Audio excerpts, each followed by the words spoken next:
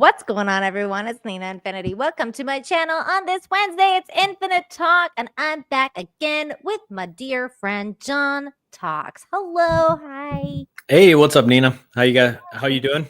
How's the chat doing? I'm doing good. Much better this week than I was last week.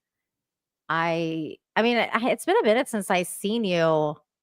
It's been About like a month. probably. Yeah. So in that month, we went through a war. Yeah. Nothing Yeah. much happened except like Little war. Yeah. Like a tiny war happened between my old country, my home country of Iran and Israel, and Israel. Israel. I don't know how to say Israel because in Persian we say it Israel. Mhm. Like you know how like in Iran, like we say Iran, like that's how you say it. But like in like white people say it weird because they say Iran, and then they say Israel, like for like I just don't know how to say Yeah. Israel Israel. properly. I think it's Israel. Israel? I don't know. Israel? I mean, Oh, if you look at the Israel? spelling, because it's not Israel. Like people spell it like as like is in real, but it's It's ISR. Israel because Yeah, it's like AEL. because it's Israel. actually like raw in the middle, right? Yeah. So it's Israel or whatever. Yeah, so if Okay. you're probably gonna, if you're probably maybe that's the correct. I'm not an expert on this, folks. I'm not. You're the whitest person here. So did you before you met me, were you Hey, one of those people that there's a lot of Jewish people that are no, what I'm white. saying, like if when you before you met me, were you one of those people that said I ran? Yeah, I mean, I still say Iran because Where'd that's you just run what to? that's just what us white people do. I mean, I know. I mean, to be fair, we're Where'd you just run to? you don't know any better because you look at the spelling of it. I ran. I know. I ran so far. Far away. It's Edon, but who Okay. cares? I mean, what's in a Well, name, right? now you know, folks. I mean, now It I know. it is like that. Edon. That's basically what it is. Iran. But anyways, the point is we had this little war. I was incredibly depressed. My family was like literally in it. A Mm, couple of them got away unscathed. Uh okay. pretty like I assume nobody got hurt, right? no, thankfully, but we had a couple close calls because one of them was a journalist that was like in the building when I got not in the building, but she had left the building and then it got bombed like 30 minutes after she left. Dang. So it was, there was a couple close calls here and there, but everyone's okay. Most people went to the north, which is called Shomal in Iran, so like north of Tehran by the Okay. Caspian Sea.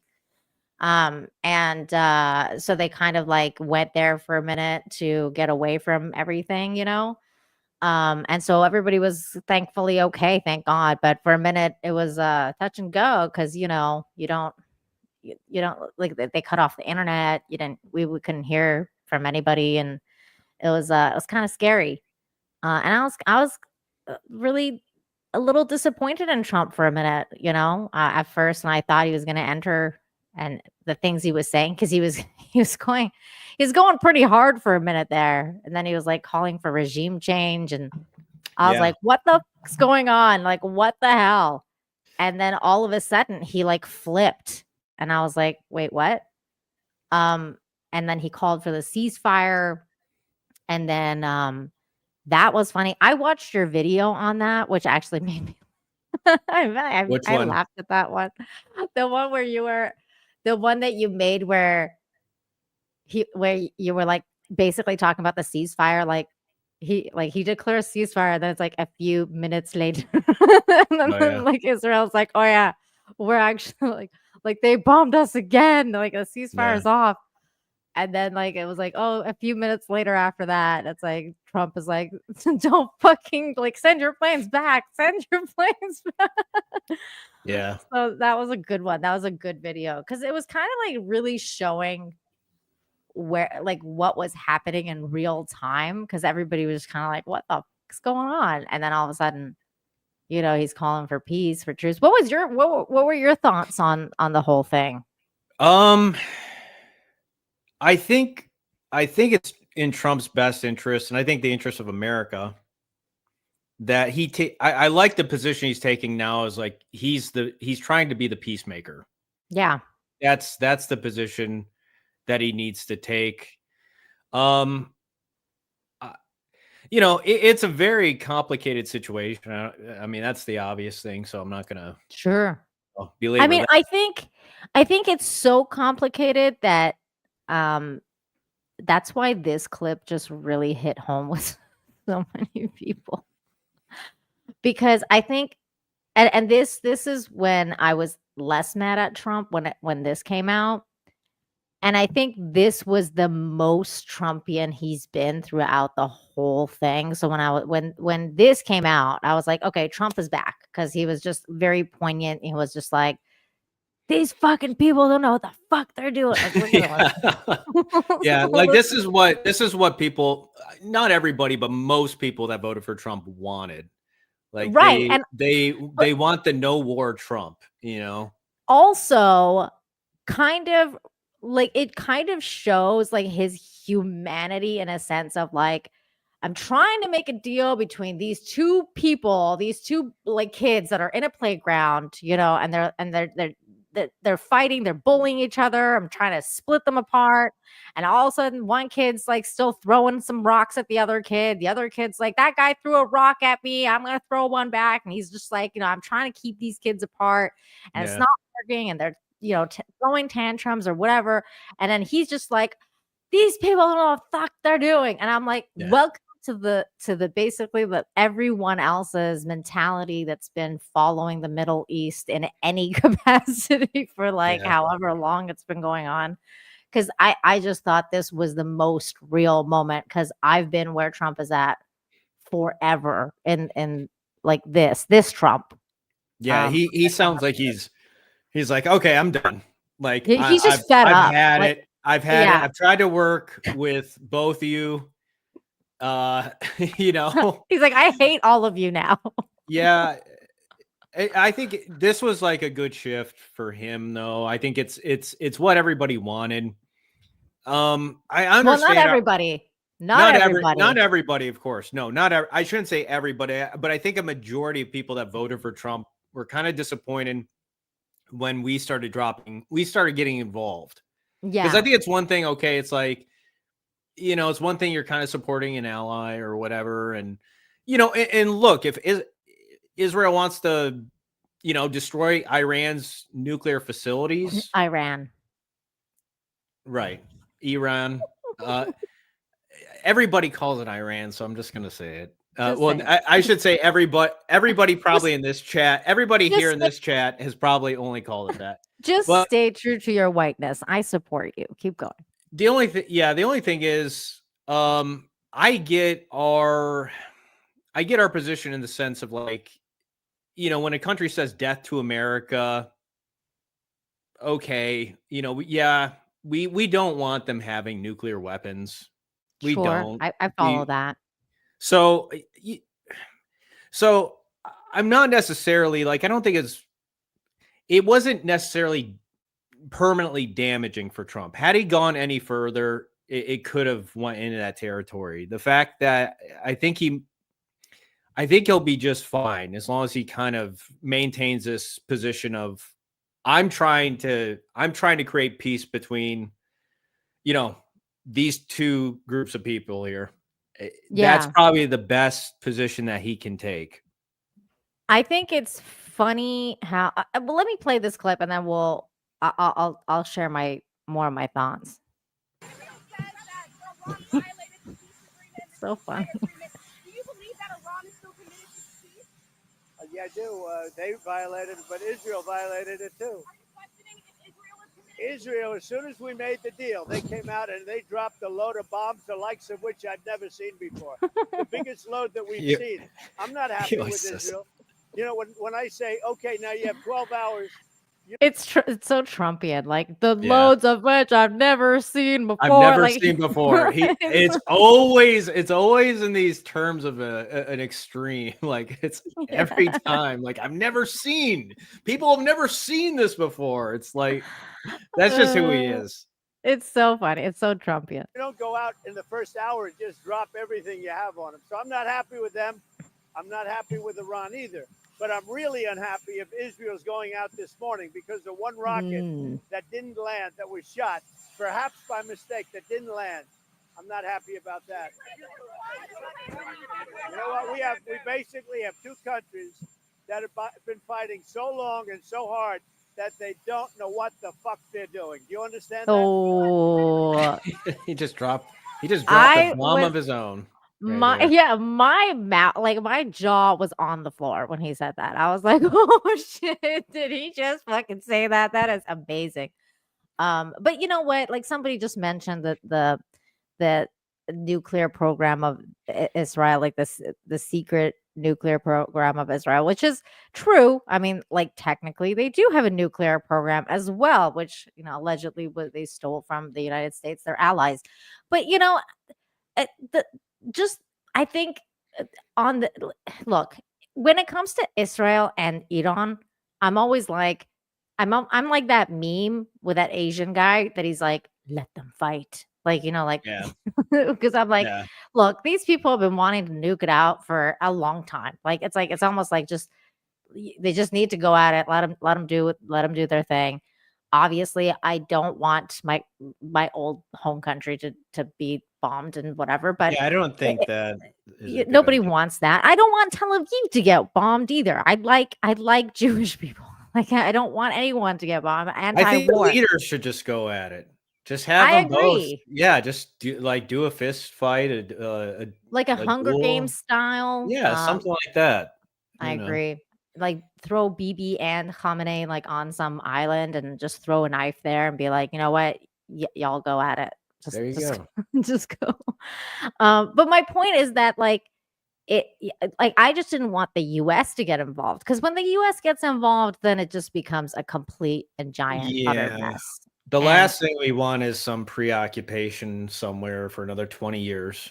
right. And like, you know, just making more enemies. Like, for example, you mentioned, you know, the death to America chant. And while I don't agree with it, and I actually did chant it when I was much younger, I was a chanter. I'm sorry. I'm sorry, John. They forced me. Yeah, and But Nina didn't have much choice, folks. So I didn't have well, a you choice. probably It's didn't not like even we have a know. You voice. probably didn't even know. Well, I did know, I like that, and that's the interesting part, right? And I think that this is why America should have proceeded to do what the old style was, which was that they were winning uh, the war, right, through culture, right? Because the culture of America spoke for itself, and like the freedom, the being free, especially for people that were in the Middle East, that's something we strived for, right? So when I was a kid and I saw things like Michael Jackson and Madonna, this was in the 80s, right? Like I was born in 85. So like in the 90s, like early 90s, 91, 92, and I was going to school there. You know, you hear like my mom and them like would show me Disney movies and American culture, and I was always like, wait a minute, but these guys are like the coolest. Like, why does my country hate this country? Because it seems like and in my country, like in Iran, we never called it America. Like it wasn't something like death to America, like wasn't a thing in general. It was like it was more like death to the West because it was the Western ideology. We called everything the West. Yeah. So like if you left, you were going to the West. It wasn't like you're going to America. You were going to like the West. That could mean Britain, France, you know, like all of those things. So in that sense, like so when I would line up to chant that in school, I'd be like kind of going like this, you know, behind my back because I'd be like, I love America. I love America. Like, you know, like it in my head as I'm like chanting it, but I'm not thinking that because I'm thinking these guys are wrong. And I don't actually believe that I want Americans to die in my heart. I actually want to be one of them. So, you know, that's the kind of war I think that was winning within like the culture war that was winning within America. Now that's changed a little bit, right? Because the culture has changed a little bit. So more Yeah. people are like, I don't know if America's all that great. You know, still, I mean, I guess that's what like the whole point of Trump's campaign was, right? Make America great again. because they wanted to go back to some of those values. And I think that that's what America does best. Is America should do America best, which is like, promote their culture and their freedoms and like what it means. Why is it great to be American? And then through that show the other side what it means, right?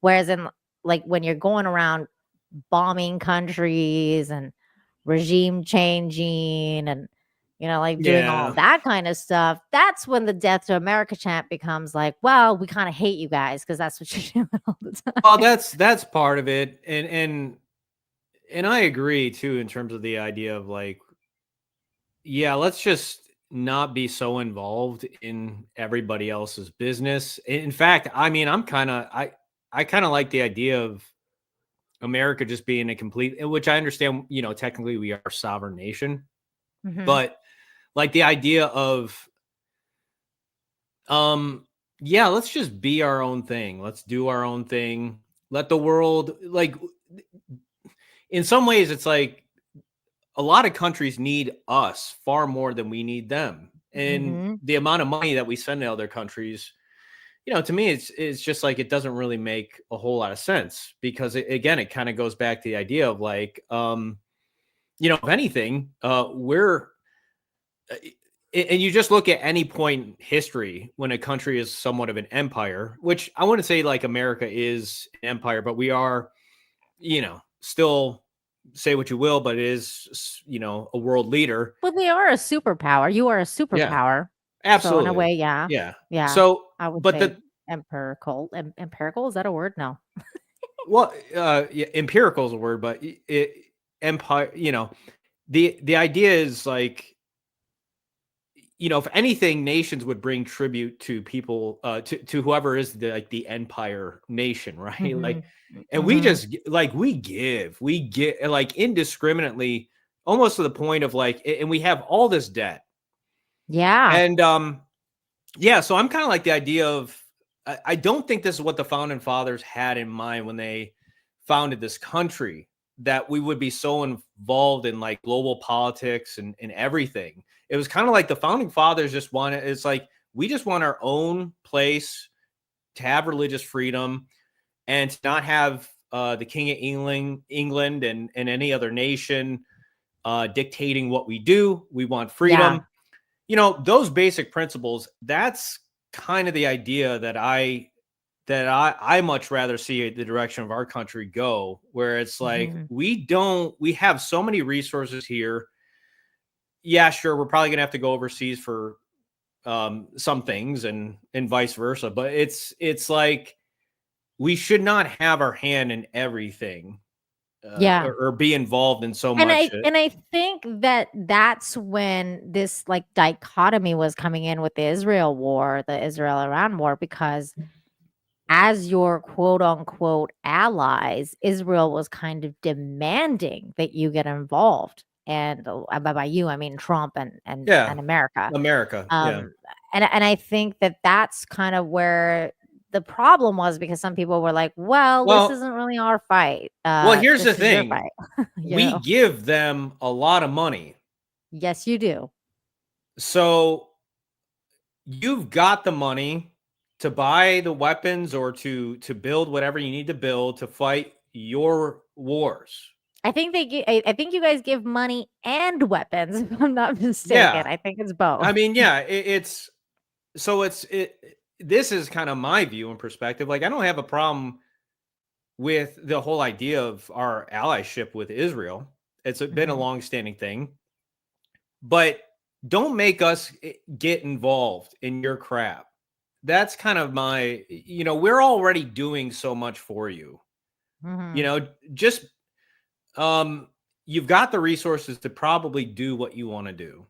So yeah, the idea that, be like, he might have overplayed his hand I in think the you sense know of, what? That's the thing, because I think he did overplay his hand, and most people don't mention this, which is kind of bizarre to me. But when BB bombed Iran, like the first day, it was Trump's birthday. Like it was like when he was doing that massive military parade. Like, and all of a sudden, like news start coming in that is Israel's bombed.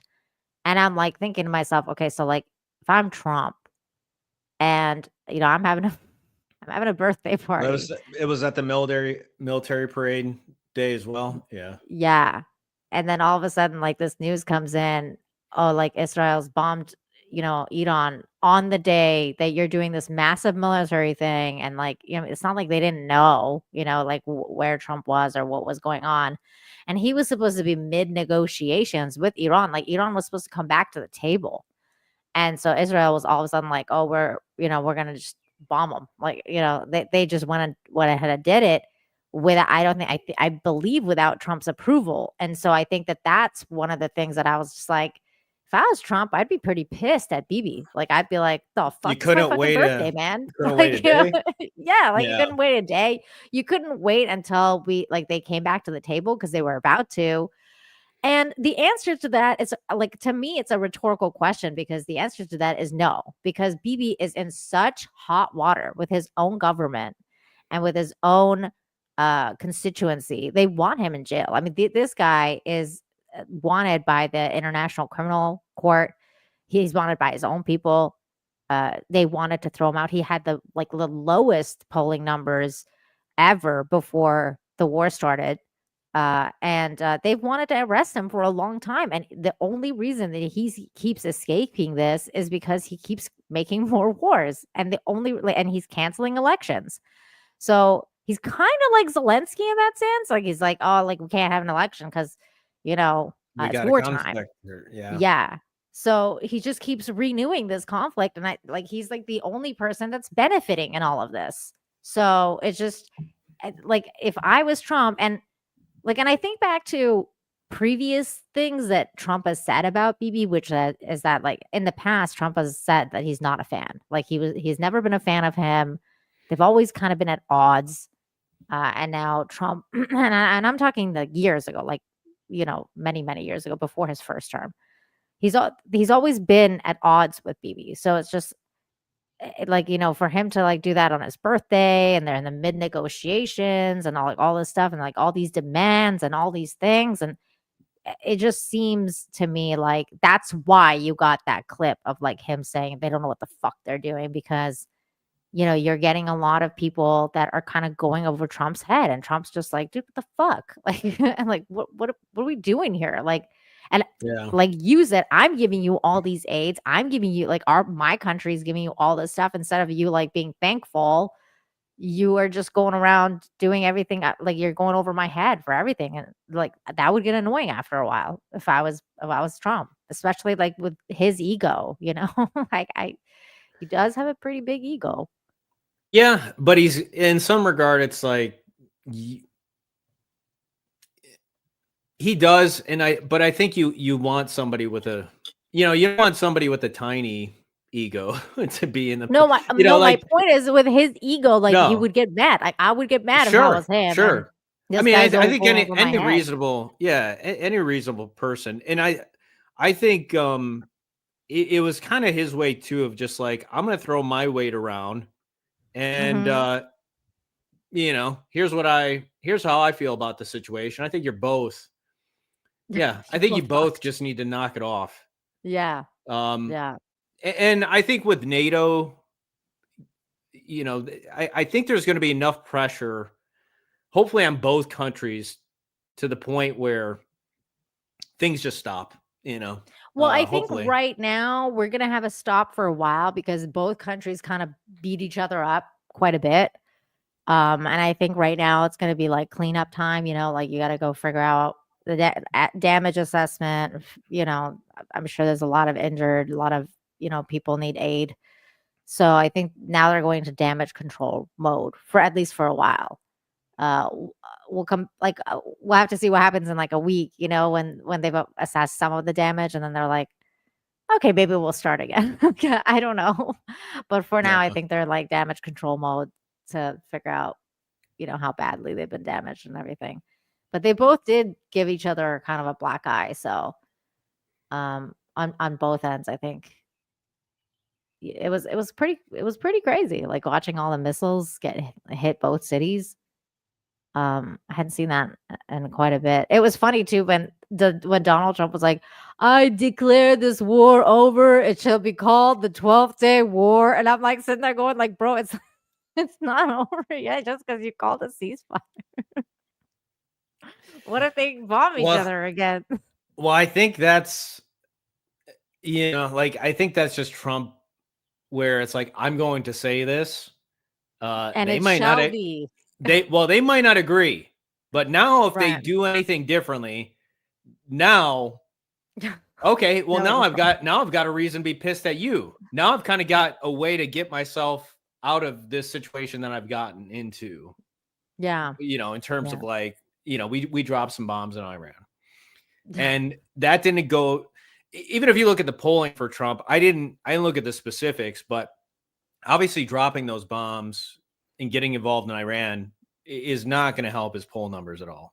It's just not. Nobody's in favor of it. Well, I don't want to say nobody's in favor of it, but I'm saying a majority of people are not in favor of it. Well, that was the interesting thing to kind of start observing too. Like aside from the war, like it was interesting to kind of start observing like what was happening in the MAGA base, because like there was a sect of MAGA. You have a couple sects of MAGA, right? Because MAGA is like a very large number of population. So you got the very OG MAGA people. You got Steve Bannon. I mean, the guy went to jail for Donald Trump. Like a Steve Bannon, Tucker, other people like that Alex Jones, a lot of very like hardcore MAGA first people, right? They were very anti-war and kind of vocal about it, especially Tucker. And then they started at Candace Owens. They started getting attacked for like being anti-war. And like not believing in Trump and not believing in whatever, but Trump was being really erratic at that time. So I feel like it was good that they were questioning him, because you should never really like revere a leader to a point where you don't question him, because that's literally an entire point of, I think, American society, is to question your leaders. Like that was the whole point, right? Yeah.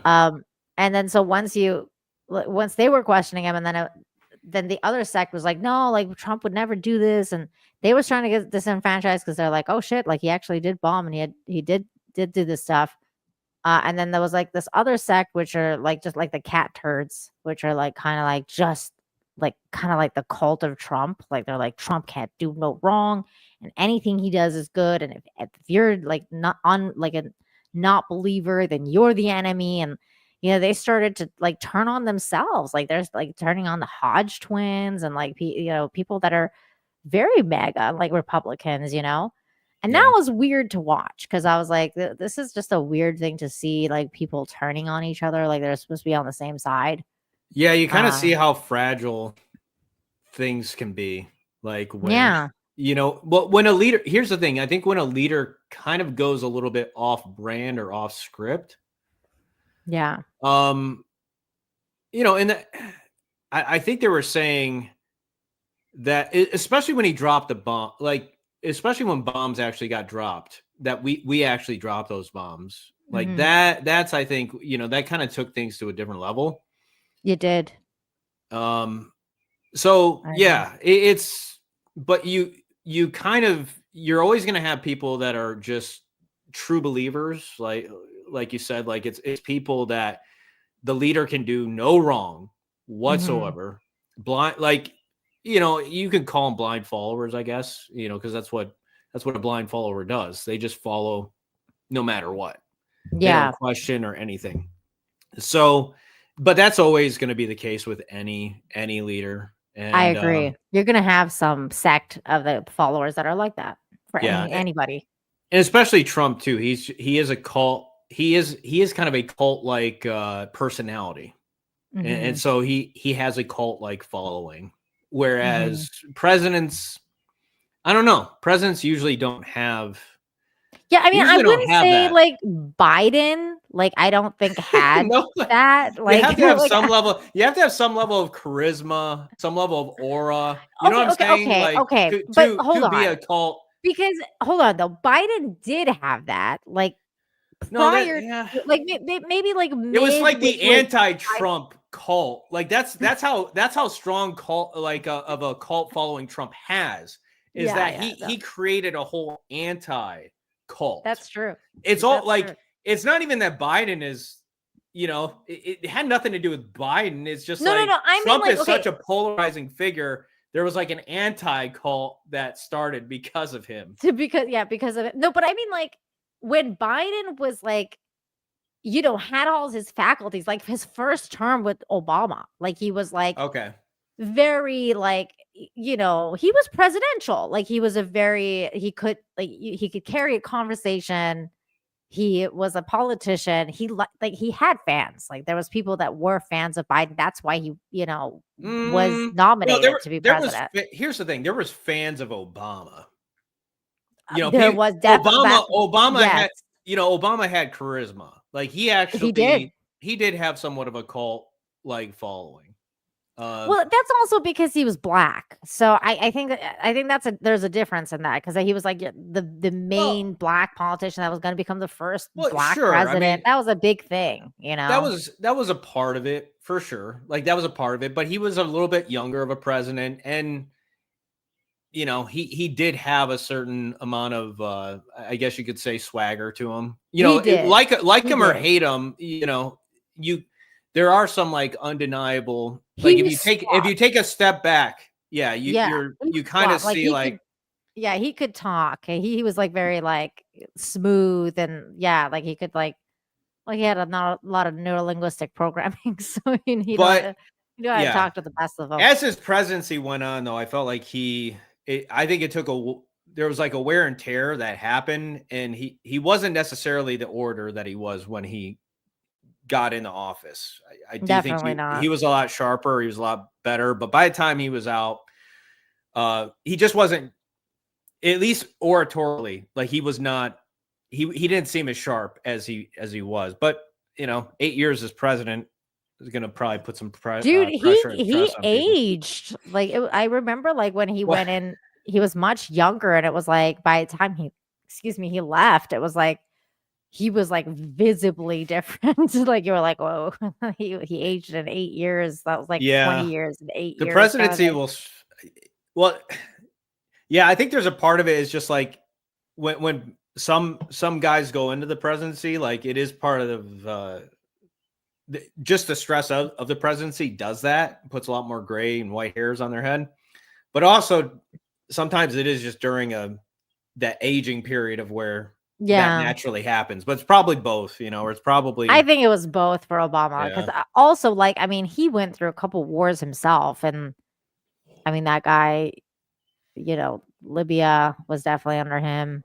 There was a lot of stuff that happened with Obama as well. So it was interesting though how like a lot of people kind of turned from like that cult of Obama, like they got disenfranchised. Like they were like, oh shit, like this guy was definitely not what we signed up for.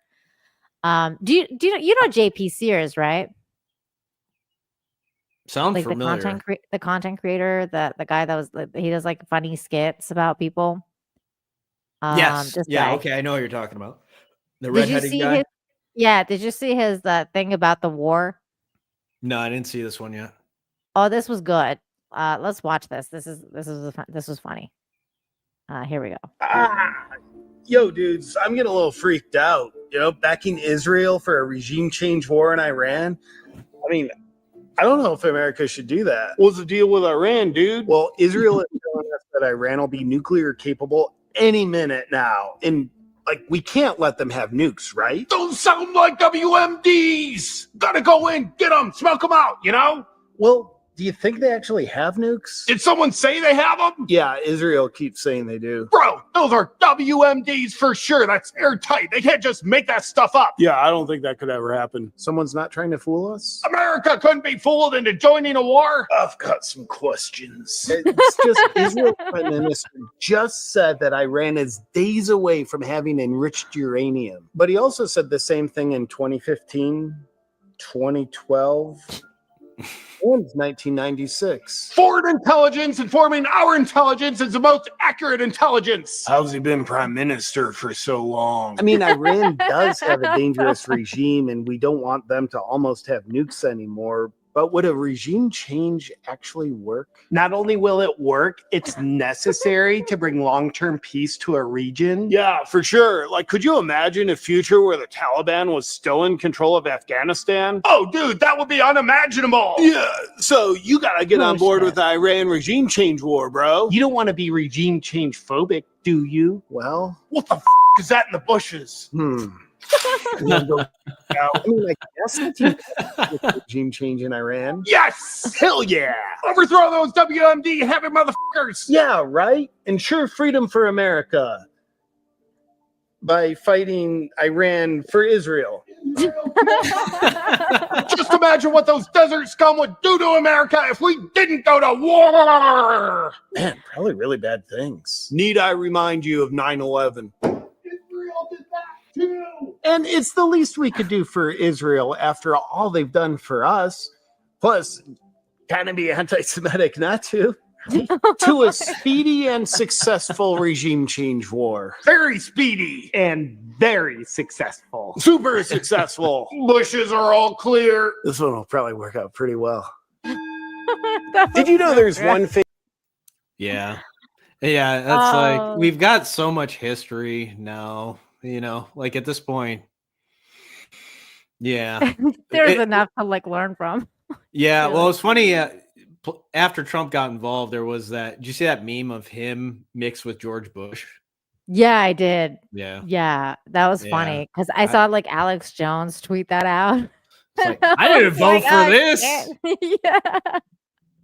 I think it Trump. was Yeah, at some funny. point or another, Trump was like, "I got to get out of this crap, man. Like this is. Yeah. This is. Yeah. It's Well, it's funny too because I mean I've heard that argument like when people are like, "Oh, whatever." Like Trump would never listen to like anybody, including like Tucker and them, because they were so vocal like about him not entering this war.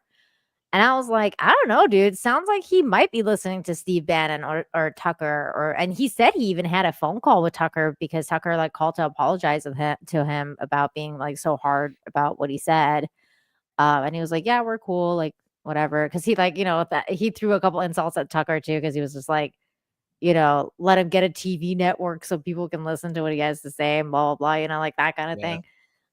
So I guess they had a conversation afterwards, and they cleared the air, which is good. Like that's what you Yeah. want to do. yeah. But it's just interesting to me that so many people are like, "Oh no, like he would never listen to like any of these people," and none of that had anything to You'd be do with his surprised. decision. And yet that would surprise me actually, because I think he does listen to his Yeah. very core base, like the OG MAGA that he knows, like had his back from the beginning, especially the ones that were like there from the beginning. Like, Yeah. they weren't just like bandwagon hoppers after, that like after Biden fucking went senile and they kicked him out. You know what I'm saying? Like on the second term. Like they stuck through it with him like through 2020 and the whole election fraud thing. I think he has a certain level of respect for those kind of people. And I think he does listen to them. But I Yeah. don't know if you hear some of the arguments online, they were like, no, like, he doesn't listen to anybody. He just listens to himself and to his intelligence and like all the stuff. And like, Yeah, I mean, I think his agencies. I mean, I don't think you get where Trump is by not listening to anyone. I agree.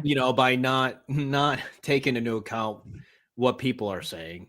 And Well, I think he's especially, like, got a on very Truth good. Social. Yeah, no, he's got a very good. I think that's the thing about him as well. Like he's got a very good read, especially as a politician, you have to kind of move with the people. Mhm. Ultimately, if you get too far away, especially from your base and the people that are supporting you, it can be political suicide. And so I think Trump is smart enough to realize, like, okay, yeah, we can't. I can't go there. I can't go there with you, BB. I just can't. Yeah. You're going down a road I can't follow. Yeah, it's like you want to go down that road, whatever. But Yeah. it's like I can't. He knows it's political suicide, and this is something to like JP illustrated in that video. I mean, it's been the same story for what 30 years or so. A long time. Longer yeah. than that. And Israel has the capabilities from, it's not like they To don't have the defend good. itself. Yeah, Yeah. in terms of defending themselves, but also the intelligence or whatever. And if they truly have nukes there, it's like if they want to take them out, okay, that is they should, Well, and I think that's the weird part is like the way that they acted about. I mean, because Iran was open to the negotiations, so I think it's just weird how everything kind of went down. Because I'm like, okay, like if I was them, I'd be like, well, it seems like we followed the rules and you guys kind of bombed us anyway, and now we have some offers like from North Korea to just buy the nukes. Maybe we'll just buy the nukes and we don't even have to make them now. We just, maybe we'll just buy them and put them somewhere, and then, you won't ever have to attack us now because then we'll be nuclear. So, like, I mean, I'm just saying, like, it just doesn't seem like they're giving a good incentive to be like, oh, here, like, please give us your nuclear stuff while we bomb you. I don't know if I don't think that's a good a negotiating tactic personally. But that's just me. Yeah, I mean, I think it's just some situations it's almost like darned if you do, darned if you don't. True too. That's but I think there are secondary consequences to actions. But here's the thing: if Iran is set on getting nukes, they will find a way to get nukes. Like they will eventually, if they haven't by now, they will find a way. So, I mean, I don't. They said they bombed it. I don't even know who knows what's going on over there. Until you see photos or pictures or have like evidence. Yeah, we just have to. We have to take their word for it for now. Like right now, we're just taking their word for it. It's gone. It's nothing to see here. Yeah. So that's where we're at right now. 200 Watt Studios for $2 says, "What's up, Dina and John? Hi, what's up, 200 Watt Studios." We're just hanging out talking about the war that we narrowly escaped. Well, the U.S. kind of put a kibosh on that. Thank God for Trump finally putting a kibosh on it. But we're not done talking about politics tonight because I don't know if you heard, but there's been all these rumbles about the rumblings of a Muslim terrorist jihadist like becoming possibly the mayor of New York City. Did you hear about this guy? Yeah, I heard. What was it, Zohran? Zohran Mamdani, and which is weird because some people were like, "Is he Persian?" And I was like, "I don't think he's Persian," and he's not. He's like Urdu Indian or something like that, which is interesting. Good-looking guy, like he's definitely handsome.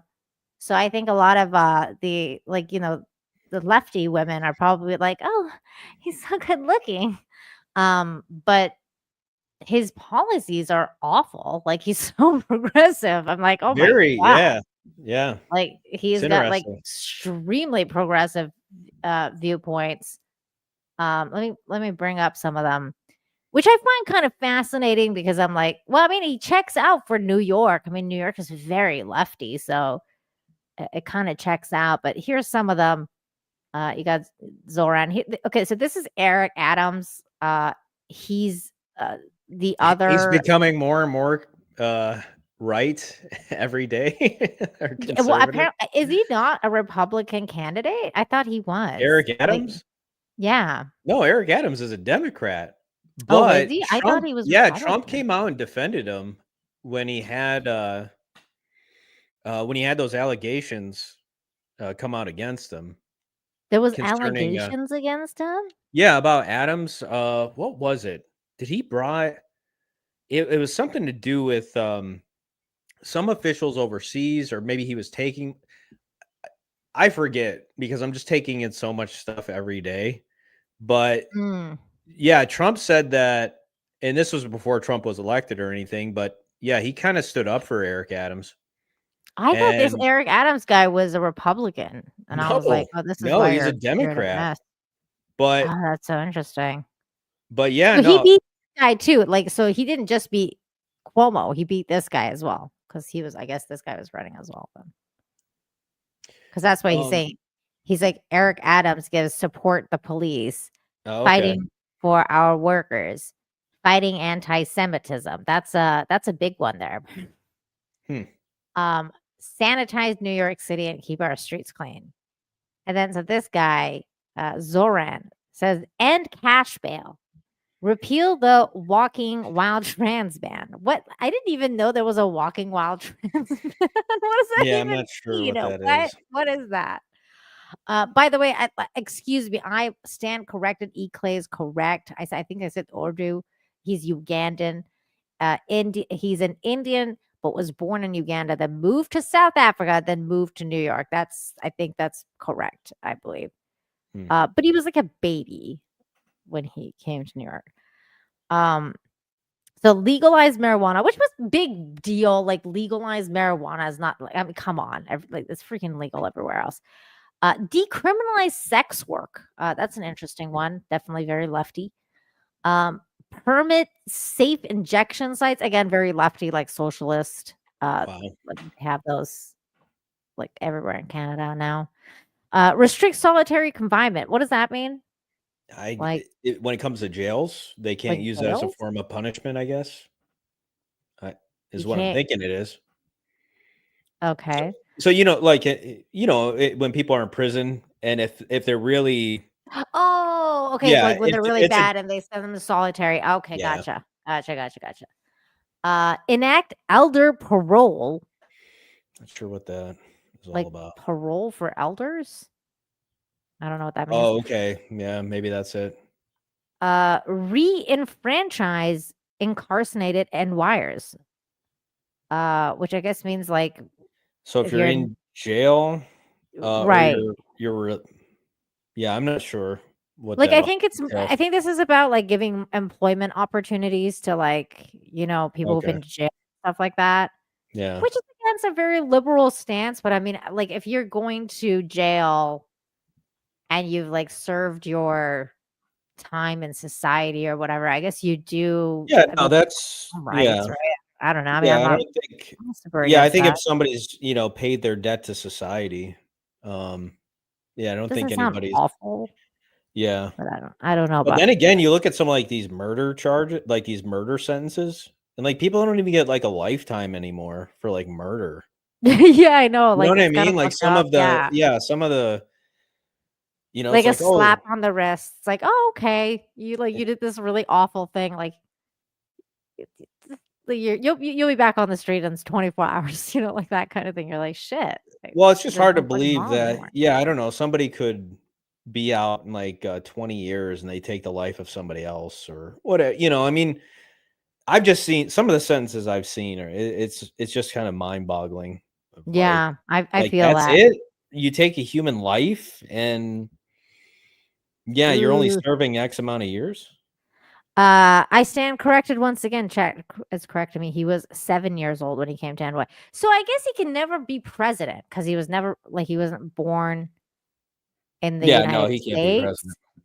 But that's always been weird to me that he can't be president, but he can be mayor. Like it's weird that you can run and become a politician of a major city in a country, but you can't be the president because you weren't born there, but you can be a mayor.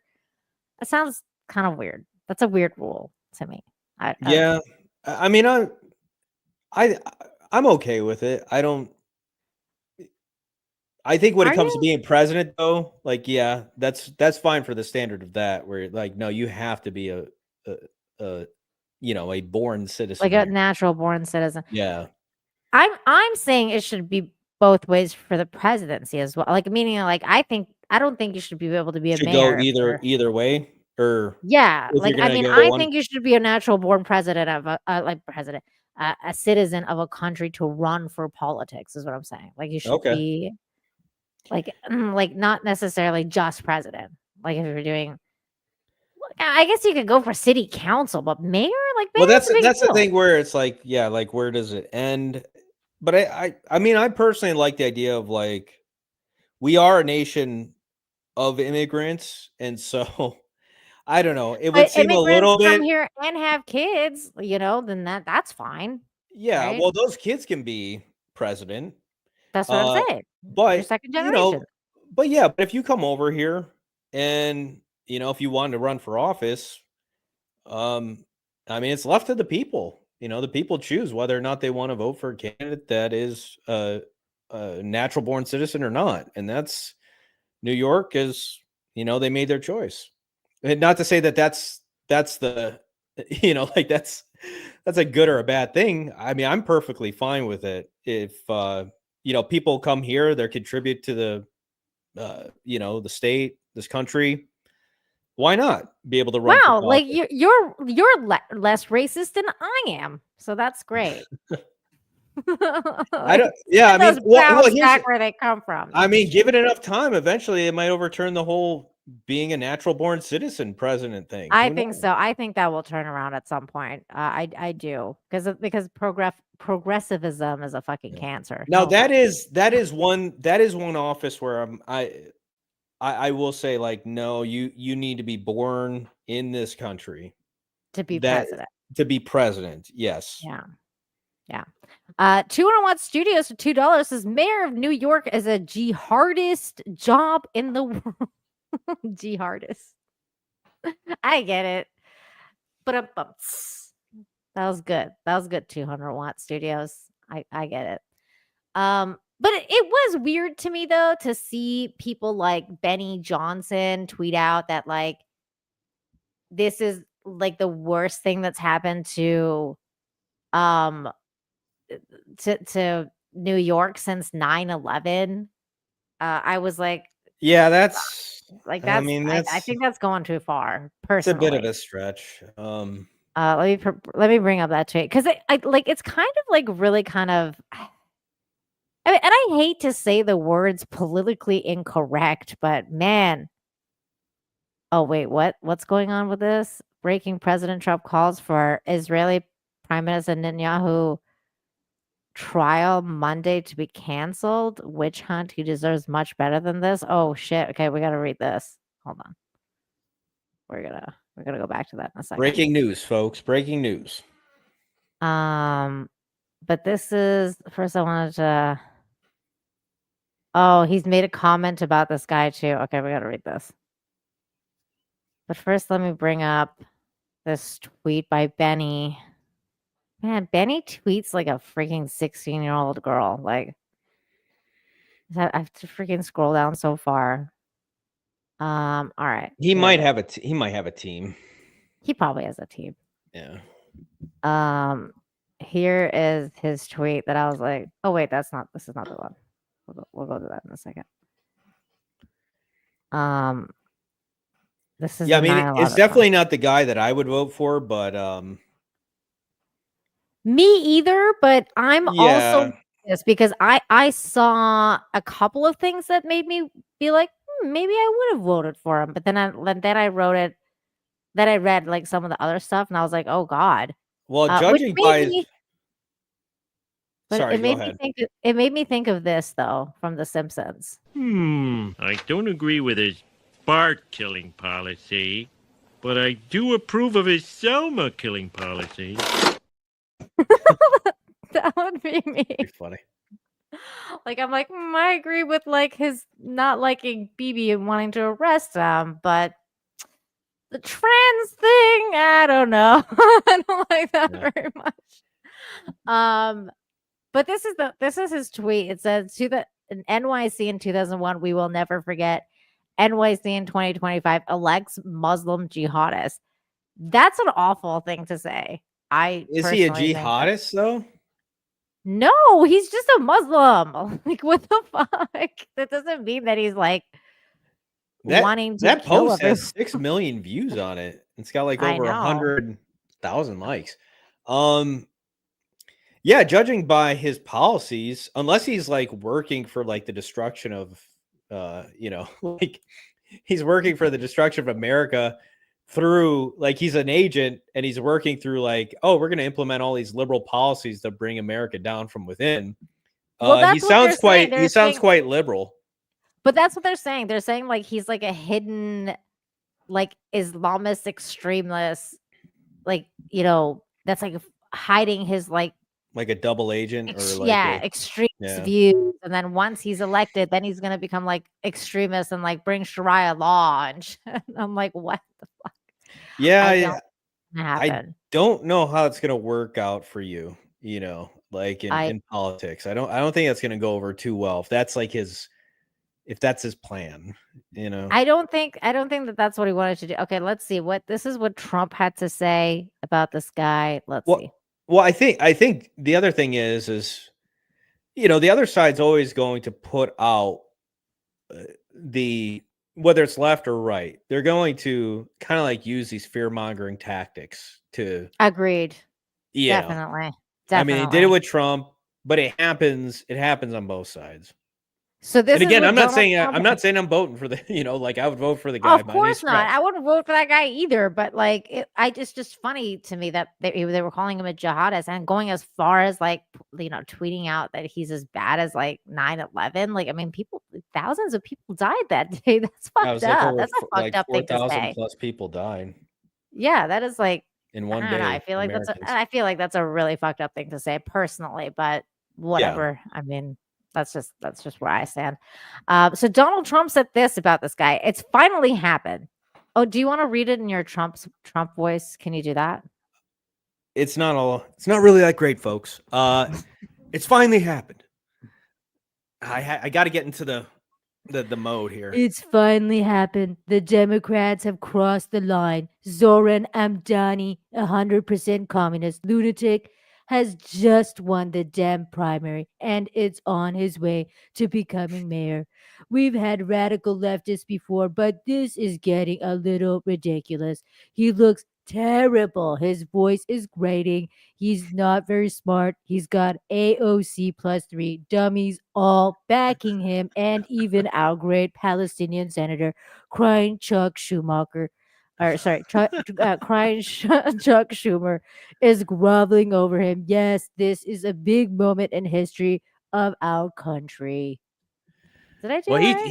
he obviously talked a lot of trash against Trump, so this is Trump's rebuttal or retort. This is not even that bad. Like I think this is better than Benny Johnson saying that guy's as bad as 9/11. This is way better. I mean that's a pretty big statement to say. Like to say that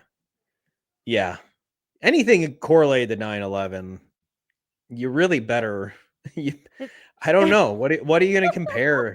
What are you going to compare that to? Like that's Did they used to say that's the worst. Donald Trump? Like they were like January 6th. They were comparing January 6th to 9/11, and it's things like that why they lost. Where the American people are, you know, left or right, they're not dumb. They know that January 6th is nowhere near 9/11. They can see it with their own eyes. Anybody who actually thinks that January 6th is anywhere near 9/11, you can't take that person seriously anymore. No. And that's what I'm saying. Like that tweet was too much for me. I was just like, okay, let me look into this guy. Because if he's being compared to 9/11. He starts blowing up buildings and, you know. We're going to have a problem. For sure. Yeah. Chris ran for $2 says, my night just got amazing. Nina and John live stream. Oh, that's such a sweet thing to say. Thanks, Chris. Thanks, man. By the way, it's been like 5 years, John. I think our anniversary is coming up on August. That's wild. Man, time. I don't want to even say it. Man. I don't want to even say it. Yeah, it does. It's gonna be our friend anniversary, like 5-year friend anniversary is coming up in August. I'm pretty sure. Man. Where's the time go?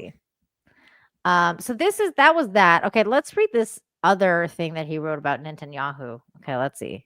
I have not read this, so this is the first time we're going to be reading this together.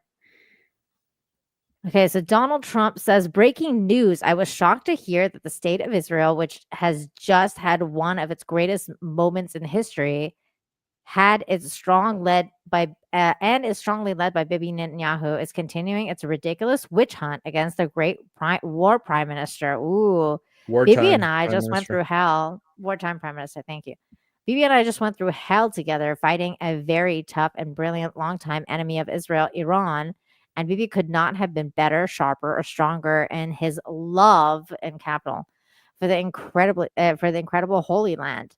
Anybody else would have suffered losses, embarrassment, and chaos. Bibi Netanyahu was a warrior, like perhaps no other warrior in history of Israel, and the result was something that nobody thought was possible: a complete elimination of the potentially one of the biggest and most powerful nuclear weapons anywhere in the world. Wow, now it's going to be the most powerful weapon in the nuclear weapon in the world that Iran was going to have. Like, wow, that's pretty fucking. That's crazy. Good job, Iranians. I mean, I'm just joking. Let's see. And it was going to happen soon. I mean, Bibi said it was going to happen like in 95, but okay. We were fighting. It's all relative, Nina. It's all relative. We were fighting literally for the survival of Israel. They're always fighting for the survival of Israel. And there is nobody in Israel's history that fought harder and more I mean, there's a lot of biblical figures. No one else, John. No one else. Then more competently than Bibi Netanyahu. Despite all of this, I just learned that Bibi has been summoned to court on Monday on the continuation of his long-running. He has been going through this horror show since May of 2020. Unheard of. This is the first time a sitting prime minister has ever been on trial. Politically motivated case. That's not true. Actually, the Israelis have put several other politicians, I think, including one prime minister, in prison for crimes that they've done while they were serving. I believe. Don't quote me on that one. I know they've done politicians. I don't know if there was any prime ministers. I think there was one.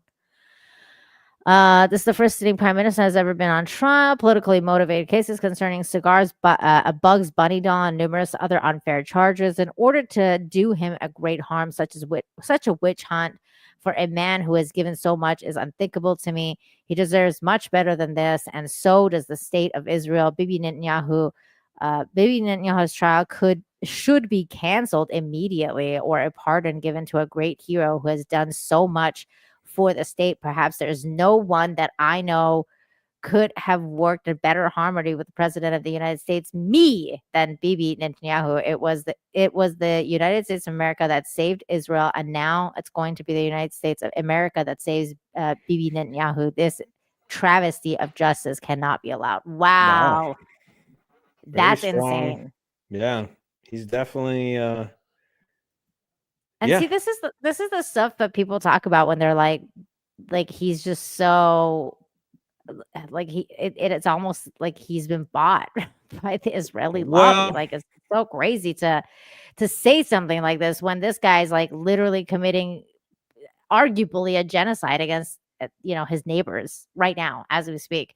The fact that Donald Trump would come out and say something like this while there's like literal news footage coming out about Gazans going to get food and getting shot under this guy's watch to me is unbelievable. This is an unbelievable statement to make about someone who's so corrupt and has been for so long. I mean, even JP made fun of that. Like, how long has this guy been prime minister for? Like, I mean, there's a joke in there, but it's real. Like, it's like a real, like, how long this guy's been around and how corrupt he is. The fact that his own government, his own people want him out. And then for Donald Trump to say something like this it's kind of unbelievable. There might be a strategic angle as well, like a political angle, where, if he does come out of this trial unscathed or whatever, it is a bit much though from Trump. I'll say that. But that was fucking crazy. I can't believe I just read that. Yeah, that's like Trump putting in a word for him, and it really will go any further than that though. I don't like, what does that do for Bibi? If anything, it just signals to him, like, if he winds up getting out on the other side of this thing, it's like Trump is like, hey man, I supported you. When Trump couldn't have, like, the funny part is Netanyahu was the first to congratulate Biden when he became president. Netanyahu has not done a thing for Donald Trump. including say anything about him getting the election stolen from him or anything like that when he was being completely railroaded by the left. Netanyahu didn't have a word to say about Donald Trump, but here's like Trump going out there fucking being like throw out the case. Like, who the fuck are you? You like you have no idea what's going on. Yeah. Apparently, like that's crazy. Well, what a crazy thing to say. Yeah, as far as Trump's donorship, like, well, we know his son-in-law is Jewish, right? Yes. Yeah. Kushner. Yeah. Jared Kushner. So he probably does have a lot of, I wouldn't be surprised, especially if, he probably has a lot of Jewish people financing or. Oh, definitely. I mean, one of the main, his Miriam Adelson or whatever is one of his main campaign donors. She donated like $200 million to Donald Trump. So it's whenever you get that kind of money, whenever you get that kind of money from people, it's not in vain. It's not like they're just giving you that money for nothing. Yeah, there's always, now they have influence. Yeah. And I don't care. Definitely. I don't care if it's like you're seeing right now, even with somebody like Trump, when somebody does a favor for you in Washington, you got to give them one back. And yeah, you got to scratch. You scratch my back, I scratch yours. It's they're not like giving you. Nobody gives somebody $200 million just because. Oh, I think you're a great guy, Donald. Here you go. It's like, no. To be fair, I don't think Netanyahu gave him shit.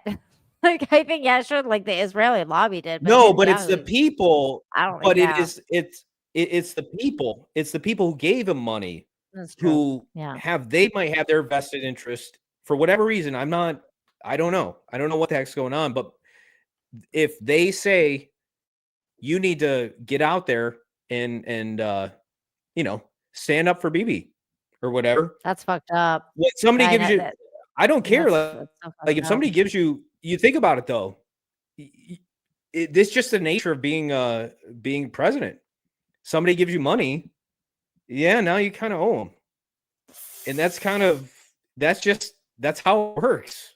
Yeah, like selling your soul to the devil. He's gonna come collect. Russell Hall, thank you for the $5. Says there's a strong case to be made that Netanyahu's obsession with conflict is political trick to keep him in power and out of jail. I definitely believe that. I think he perpetually starts wars and keeps them going because he doesn't want to go to jail. And Russell Halford too of the same thing, And I'm not saying that he was guilty of anything, but there is a strategy to that. Sure, but I mean, Donald Trump, though, like the argument, the only difference is that Trump hasn't been in power as long as Netanyahu has, and he hasn't overseen genocides. No, it's different. For him, it was like they were saying if he got the presidency back, then he would be exempt from paying for any of his, any of his crimes. Which all of that was a kangaroo court. All the stuff that was thrown at him. So it's a different thing. But all I'm saying is like they were accusing Trump of wanting power for the reason of staying out of jail. To not go to jail. Right. Yeah. I'm not saying that that's not the case with Russell Halford too says it's almost like Israel has blackmail on Trump. And I mean, I don't know. That's a lot of speculation, but I certainly will not forget that one of the last things that, Elon Musk tweeted out was that Trump was on the Epstein list and then came back later and apologized. I mean, man, talk about if there was, and I'm not saying Trump did anything, but just even the idea of, having some form of leverage, because he probably more than likely, he definitely was around Epstein. I mean, there was a lot of rich people at that point, didn't know necessarily. Including Elon. I mean, Elon was around Epstein too, but I mean, I don't know. Like, it's just a weird thing to do. Like I thought that whole Elon thing came at like the weirdest time. Yeah, that's 'cause it another was thing right that before the happened. war. That happened a lot's happened since we hung out last time, and that was only a month ago. But Like, but there was a war that was between Elon and Trump. there was a war between them.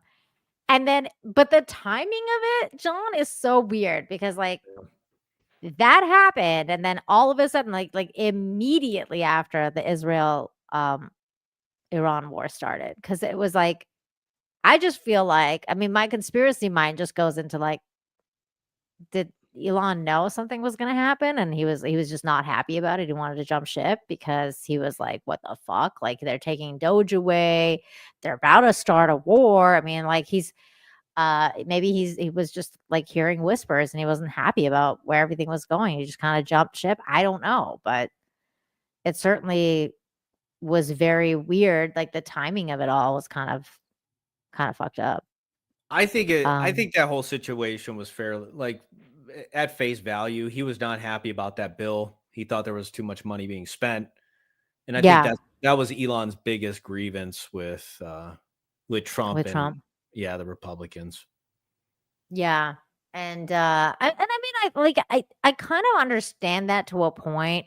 I saw this guy, I think his name is Thomas Massey. He was like talking about which Trump is going off on, like saying he's like a terrible person now. But it was interesting though, because he was talking about how like all these bills are so like kind of basically retarded because they have all these different issues on one bill, and that he thinks that it should be like single issues that go before. Absolutely. And I was like, it should be like that. Like, why isn't it like that? It's just so weird to have. And he was saying, like, for example, like in all these bills, they'll put like, funds for the vets or like whatever. And then if somebody votes against that, then they'll be like, oh, like this guy's the one that, yeah, like this guy's the one that wanted to vote against the vets. Like, and it's just. This stuff has been going on, for too long. Even Matt Gaetz, I think it was like last year, he was all for like just single issue bills, where, one at a time, one thing at a time. That to me makes a whole lot of sense. But instead, they just stuff all this crap in there, and then they're going to demonize you if you didn't vote for it. You're the bad guy. Same thing was happening during Obama's administration. It was like Obama can't pass anything because of Republicans. It's like, well, yeah, when you're stuffing all this crap into a bill that, and all this spending and all this, I get why Elon wasn't happy about that bill. And I get it. Yeah. I respect the fact that he was willing to take a stand for it. I don't necessarily think the way he went about it was probably the best way or put him in the best light. Did you see when Ashley Sinclair tweeted out gosh. About like Elon, like about the breakup, and she was like, "I'll give you tips to Donald Trump, like if you need tips to how to handle Elon." She is funny. I mean, she could be really she was funny. Also, the timing on that was fucking hilarious. Yeah. Russell Hall for 2 says Massey is the best man in Congress. Not according to Trump. Trump is like really mad at this dude right now. He is not a fan.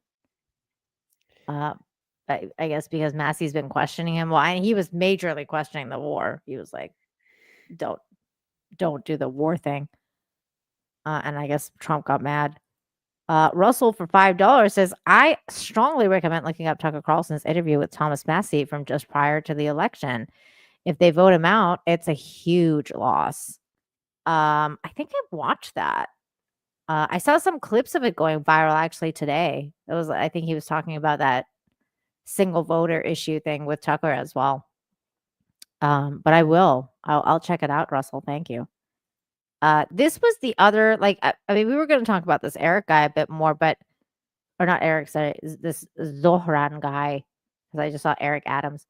But so this is one of the reasons I think that he got elected. Like, I'll pull this clip up because I just think that, like, a lot of times people are like, well, like he's such a leftist, like he's such a this, that, the other. He's such a jihadist, this, and And I listened to this clip and I'm like, I don't know, man. He sounds pretty reasonable. And He if could I talk. He hear could talk this, a good game. Like he right, is a good talker, and that's always going to benefit you he's if a you're good running for office. politician. Yeah. You can tell. And this was an interesting one though. So here's The first foreign visit by a mayor of New York is always considered significant. Where would you go first? Left to right, Ms. Adams. First visit, I would visit the Holy Land. Mr. Cuomo. Given the hostility and the anti-Semitism that has been shown in New York, I would go to Israel. Mr. Tilson, where would you go? Yeah, I'd make my 4th trip to Israel, followed by my 5th trip to Ukraine, 2 of our greatest allies fighting on the front lines of the global war on terror. Mr. Mamdani. I would stay in New York City. My plans are to address New Yorkers across the 5 boroughs and focus on that.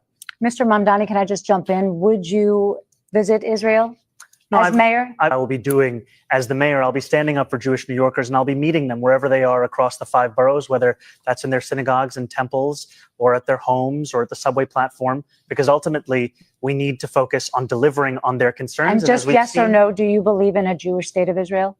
I believe Israel has the right to exist. Not as a That Jewish was not state? part of, As a that was state not with part of the equal rights. original question. He won't- Okay.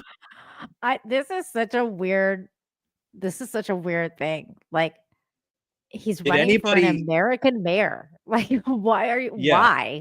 Why is it like a? I don't know. Like, why is it like a thing? Like, you have to go to Israel. You have to like make these statements. Like, Because there's probably a large chunk of I'm willing to bet. I don't know this for sure. The chat can probably inform me. There's probably a large portion of the Jewish population that lives in New York. well, that's fine. They can.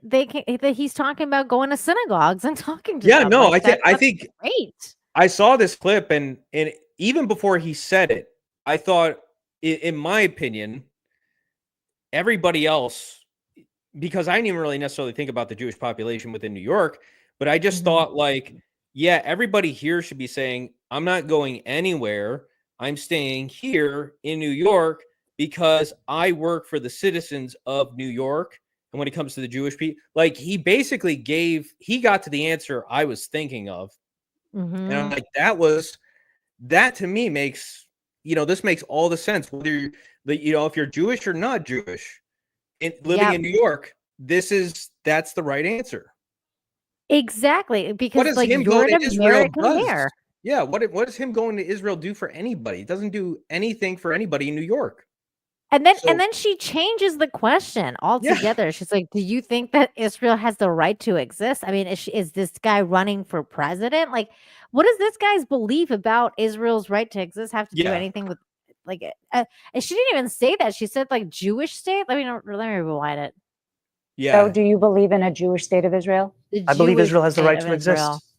Not as a Jewish state? Notice. As a state with. And it's interesting that they say this because they know he's a Muslim. Yeah. They know he's for the Palestinian cause. So they're trying to catch him in like some type of like, in order to call him an anti-Semite, they're trying to like catch him in this kind of thing for him to say anything about the Jewish state of Israel, which is it's just Equal underhanded. rights. He won't Not as a say it Jewish has a state. right to exist as a And- Jewish state. Be very And clear his on answer was no, he won't visit Israel. I said that. That's what he was Unlike trying to you, say. No. Unlike you, I answered. Unlike you, I never answered said questions. Cuomo, you've been out. There's a reason why you're out. Like, you didn't have why. Again, the whole idea of like visiting Israel is Cuomo's Italian, by the way. I think. I believe so. Yeah. So, I think so. he's not even Jewish. Anyways, like, no, that guy gave the right answer. He gave the politically correct, in my opinion, the right answer politically for that question. None of these other people here have they didn't have a clue, because It's just funny. yeah. And I think this is the question. The real question is, will you bend the knee to Israel? And I think that is actually the hidden question that they're trying to ask. And the guy's like, well, actually, no. Like, yeah, I won't. I'm going to be working for the American people. When I tweeted this out, I thought this was really interesting because I was like, his answer is actually way more close to MAGA than anything I've heard. because that's what Make America Great Again was supposed to be. It was supposed to be about focusing on American. And like I had no idea who this guy was when I saw this clip. I thought I was actually like I thought he was MAGA. Like I thought he was like a Republican candidate talking. And then of course I went and did my research afterwards, and I was like, holy shit, this guy's like the biggest socialist, like commie motherfucker I've ever heard of. But this answer was very American. So I'm like, I mean, that's kind of like, that's why I'm going to go to that clip again, because, you know, if I was voting, that would matter to me as a New Yorker. I'd be like, well, like he actually does care about New Yorkers, you know, like why is the whole idea of a mayor visiting anywhere just sounds asinine, sounds stupid. I like how this dude, he was like, this is my 4th and 5th time that I will be going to Israel. And then following that, I'll be going to the Ukraine. And I'm like, dude, the virtuous signaling on you. Like, it's like, yeah, if I'm a New Yorker, if I'm living in New York, I'm just thinking, what is that doing for me? It's that simple. With my tax dollars, you're going to go to the Holy Land and then you're going to go to the Ukraine. That's what these bozos are so, they're so out of it. Like they're so disconnected where it's like, I don't even think Jewish New Yorkers really give a flying hoot if you go to Israel or not. I think at the end of the day, they're all thinking, what are you going to do for me, buddy? And I think most New Yorkers are thinking, what are you going to do on crime? And unfortunately, which is, what are you going to do for me, buddy? You going to make my life a little bit easier? But the weird part is that this dude is anti-cops. So it was like, you know, he's like anti-police. So I'm like, you know, if you're thinking you're a New Yorker and you're like, you know, people are getting raped on the subway, that's kind of like my number one concern. If I was a New Yorker, I'd be like, I'm a woman. I want to feel safe when I'm going on the subway. What are you going to do about that? But you know, apparently, you know, going to Israel is the number one cause. We got a rumble rant over on Rumble by Zergsmorks. Thank you. He says for $5. It's because the largest population of Jews other than Israel is NYC, and most of them are dual citizens. A lot of them go to Israel to serve in the IDF for 2 years mandatory service, then come back to the US. I think that's really weird to serve for another country's military and then come back to your own country. I guess like that's 2 countries that you're a part of. I mean, I guess you could be a part of the US military also, but I guess if you want the Israeli, if you want Israel citizenship, then you need to serve, right? That's part of the deal. Yeah, I think so. Well, I mean, it's kind of like Iran. Iran is the same way. Like men have to do mandatory service in Iran as well. Like right out of I think college or whatever, like high school, whatever, when you turn 18, 19 or whatever it is. Okay, let's finish this clip. No, directly. All right. Oh, by the way, I love how Cuomo was like, he also said he's not going to go to Israel. He's like that. He's like that a freaking annoying, like he sounds like that annoying kid in the class or whatever that, you know, they got to bring up some, you know, they're like the tattletale or whatever. Like, oh, Jimmy, you know, he did this, blah, blah, blah. It's like, shut up. Jimmy put his gum under the seat, teacher. It's like, shut the fuck up, kid. Like, nobody freaking asked you anything. That was so not as a Jewish state? As a state with equal rights. He won't say it has a right to exist as a Jewish state. Be very and his answer was no, he won't visit Israel. I said that. That's what he was trying to say. No. Unlike you, I answered questions very directly. All right. My goal would be to take my first trip to Israel. My wife's life work in this area means a lot to our family, and it could coincide with my young son Miles' bar mitzvah. If you'd like to have his bar mitzvah. Okay, but Oh my God. Douglas says you can't have allegiances to 2 countries. I think it's weird. It's too weird to have allegiances to 2 countries. Pick one. Like pick a lane. You can't. You're gonna love one more than the other. I agree. This is the other one that I saw that I was like, look, I'd be having a hard time. like if I was a New Yorker, I'd be like, And Mayor Mamdani, would you welcome Prime Minister Netanyahu to New York City for the for whatever he comes for, given the US is not a signatory to the ICC. So he can travel to the US, unlike a lot of other countries. Would a Mayor Mamdani welcome Benjamin Netanyahu to the city? No. As mayor, New York City would arrest Benjamin Netanyahu. This is a city that our values are in line with international law. It's time that our actions are also. Even though the US is not a signatory to the ICC? No, it's time that we actually step up and make clear what we are willing to do to showcase the leadership that is sorely missing in the federal administration. And Mayor Mamdani. Wow. Then you have the Yeah, pretty president bold. going like, this Pretty guy, bold. let him go. Yeah. Like, who cares? Yeah, I mean, I don't know if it's necessarily our place to, do one thing or the other. That's going to be Israel and up to them and their business, in terms of what they, Yeah, let them or go as through their far as the court global community process. goes, or whatever they want to do. Like, I don't know. There are just things. There are things that's like, yeah, this is not America's business, and that's just kind of where, we just get too involved in, other people's business. I mean, other I countries. totally agree with you. I don't think there should be, like, I don't think that the U.S. should intervene in anything like much kind of thing.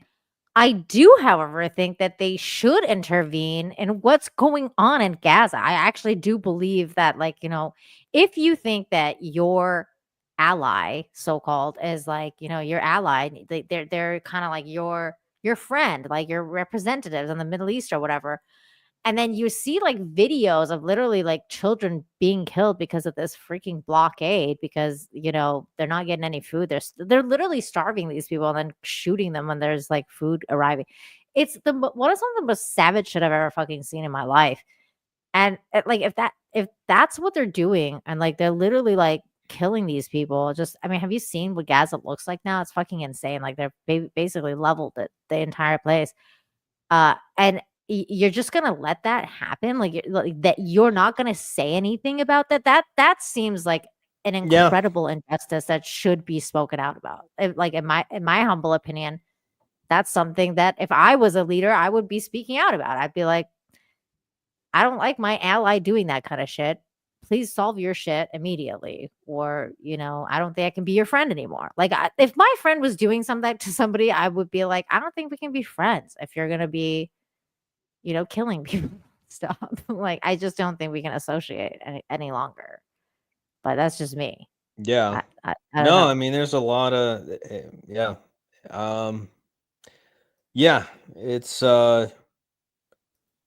it's weird, man. It's a weird time to be alive. I will say this one also made me laugh. This is like, now that you're telling me that he's a Democrat, now it's even funnier. But here's this is this is that Adams guy. So this is a biblical moment. When Jesus was on the cross, he said, God, forgive them, for they know not what they do. All these Negroes who are asking me to step down, God, forgive them. Dang.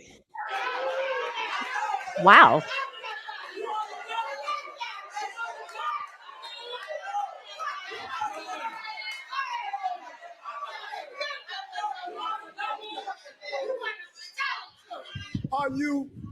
Are you stupid?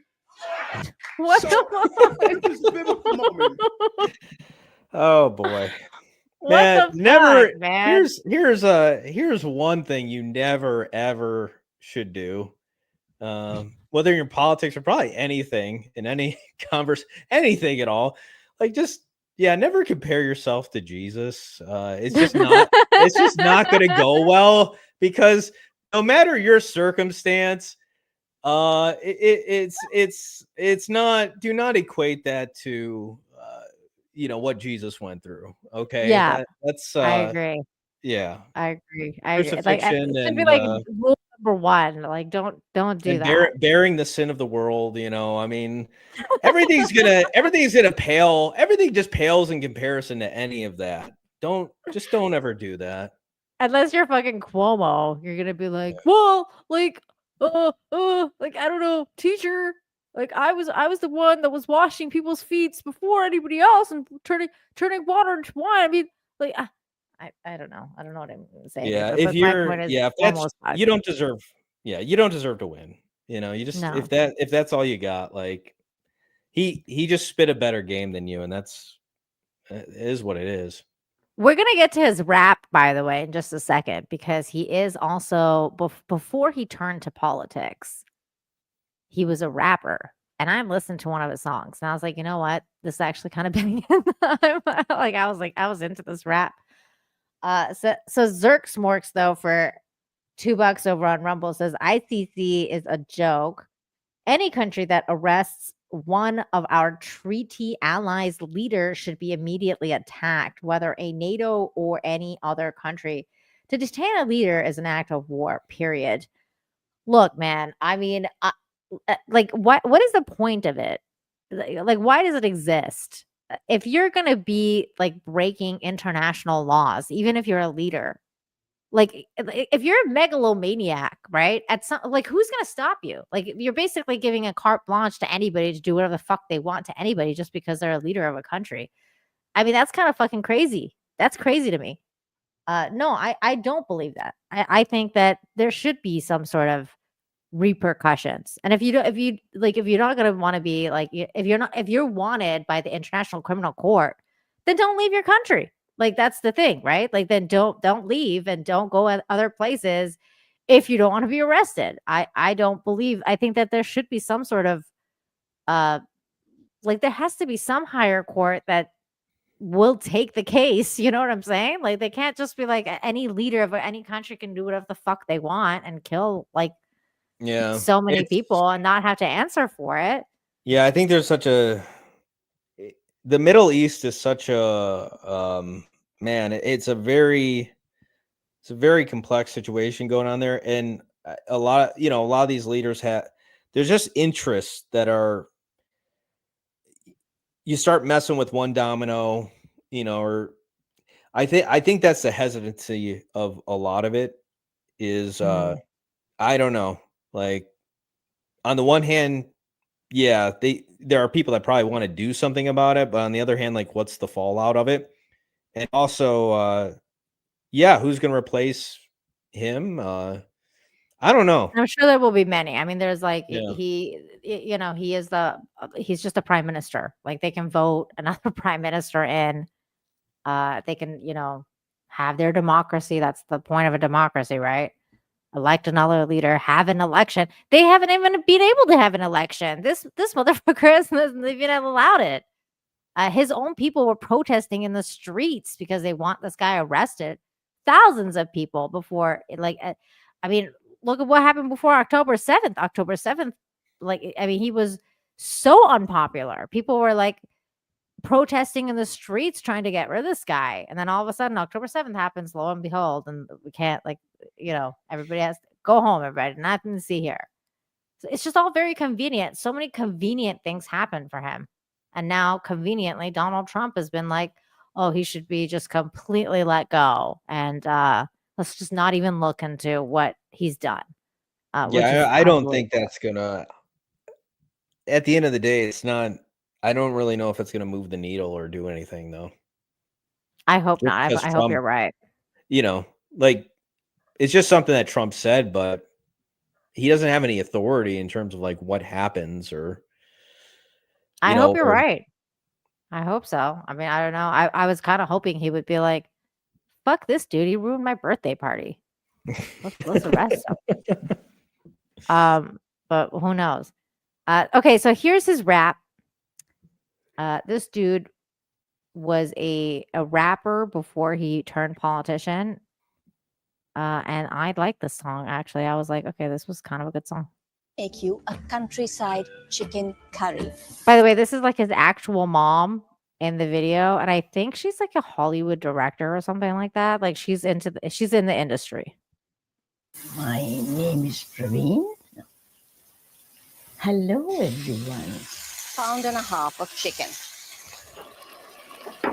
Stir and fry it again. Mom?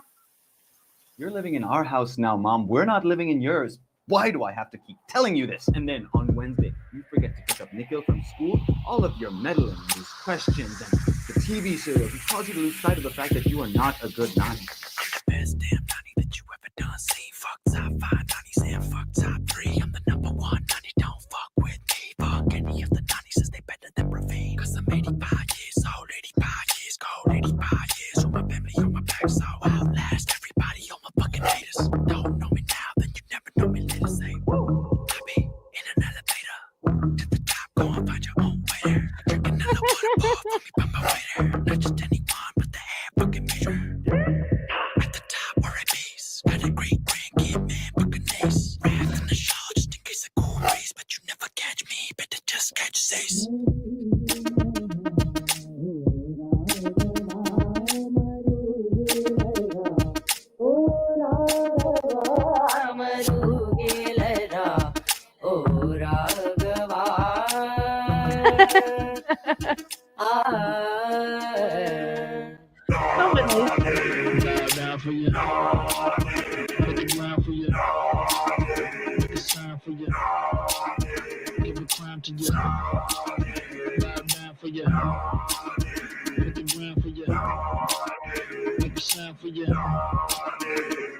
This a nunny anthem, Jim into the bantam. Weight class, whoop ass, and on you for ransom. Got a grandson that's handsome and then some. Spends his income on dim sum to fill time.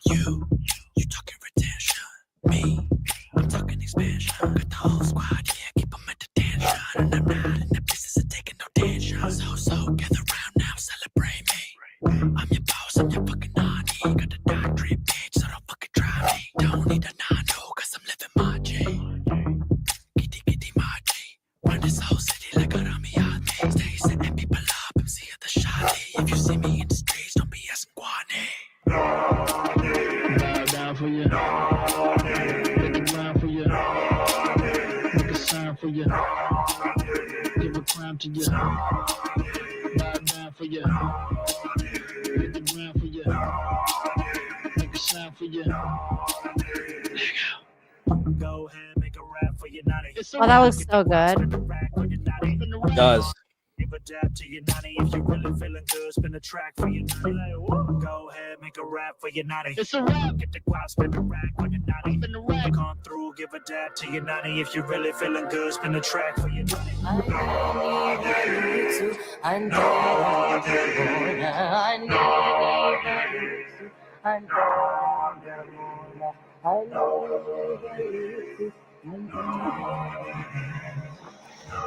Yeah, it's pretty wild that this guy is the mayor. He might be. He's not the mayor yet. Okay. He won the primary. He won the Democratic primaries from Cuomo. So he still has to win against a Republican to become the mayor. But the Republicans got to get their shit together, because if their only thing is going to be like, anti-Semitism, I don't think that that's going to win the whole thing for them personally. Yeah. Like, I read this place. There was like this thing that I saw. Somebody had written this article about. Let me see if I can find it. I was like, this whole thing about how the Republicans are trying to make like anti-Semitism like anti-free speech laws and things like that. Like it's like such a huge deal for them, and I was like, it's just a weird thing to do, in my opinion. Like that's your main focus. Like, what about all the other groups? Like, what about the blacks and the Chinese? What about the Asian hate? Like, I mean, is it just anti-Semitism that's the problem? Really? Like, I don't know. Alex Stein raps better. Well, Alex Stein is also older now. I mean, this guy was much younger then. I would say like the whispering, it was difficult to even. Like, it's kind of difficult. That was to hear weird. what he was saying. I like the beats though. The beat was good. The beat wasn't bad. Not the biggest. Wait, what was I rap looking up? Okay, here. Let me see if I can find this article. There was one thing. Oh, here, hold on. Here's another one. Let's see. People are like saying like he ran a hell of a campaign. It says chicken over rice now costs $10 or more. It's time to make halal $8 again. New York is suffering from a crisis called halalflation. Hello. Today, good. we're going to get to the bottom of this. How much does a plate of halal cost right now from this truck? $10. $10. Chicken over rice, $10. $10? Yeah. When you're a street vendor, you have to pay for the food, the plates. How much do you have to pay for your permit? Before it was 22K. 17,000. How much does a license cost if you get it from the city? I think 400. And who are you paying? The permit owner. You're not paying the city. No. You pay the permit owner $22,000 just so you can sell this food. Yes. And who is it? A random guy. Have you ever applied for a permit? Yeah, I'm applying and no come. Just being a permit owner is where it's at. That's who you want to be. 100 something. And After 2 years, you're number 3,800. yes. These are the 4 bills that are sitting in the city council right now, which would give these vendors their own permits and make your halal more affordable. But Eric Adams hasn't said a single word about them. If you own the permit, then how much would you charge for the plate? $7. $8. $8. Would you rather pay $10 for a plate of halal or $8? $8. I think $8 is the way to go. If I was the mayor, I'd be working with city council from day one to make halal $8 again. No, how would you pay? Tastes like $10, but it should be 8. Oh my God. Like, dude, that's a good campaign. People Smart. can get behind cheaper food. Yeah, no, it's very practical. Everybody in New York, well, I don't know about everybody, but when I was in New York, I enjoyed eating, we call it street meat. Basically anything you buy off street the meat. street meat. Yeah, so always good stuff. Let me see. Matt Gay says Israel doesn't want peace. That's interesting. Let's see. Okay, this is it. Mayor orders New York City to use IHR definition of anti-Semitism. Okay, what? Hold on. Let me bring this up. They want to change so many of these weird free speech laws. Okay, so mayor orders New York City to use IHRA definition of anti-Semitism. Eric Adams signs executive order recognizing framework that covers some forms of Israel's criticism, part of a broader effort to combat widespread anti-Jewish discrimination. Because this is like the most, the hottest topic in New York is this. Like, I just don't see it. Like, I'm like, dude, you have crime, like major crime. Yeah, you have, you got your New York. constituents, you got your people, you got donors. Sure, some of them are Jewish, like you do it's have donors.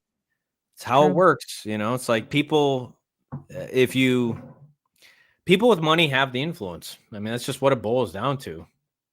And It's true. This guy got big mad that this dude won, though. Eric Adams rips socialist Zohran Mamdani as a snake oil salesman after shocking NYC Dem mayoral primary victory. He says he's called him a snake oil salesman. He was saying anything to get elected. Adams, who will face a 33-year-old as an independent ticket in November's general okay, election. so he set on switched over Fox. to an independent. So that's the So thing. he's independent now. Yeah, but he was originally a Democrat. He accused Mamdani Wednesday of running on what? Quixotic? What? Quixotic? What does that even mean? I don't understand what this means. Let's find out. Progressive promises he can't keep.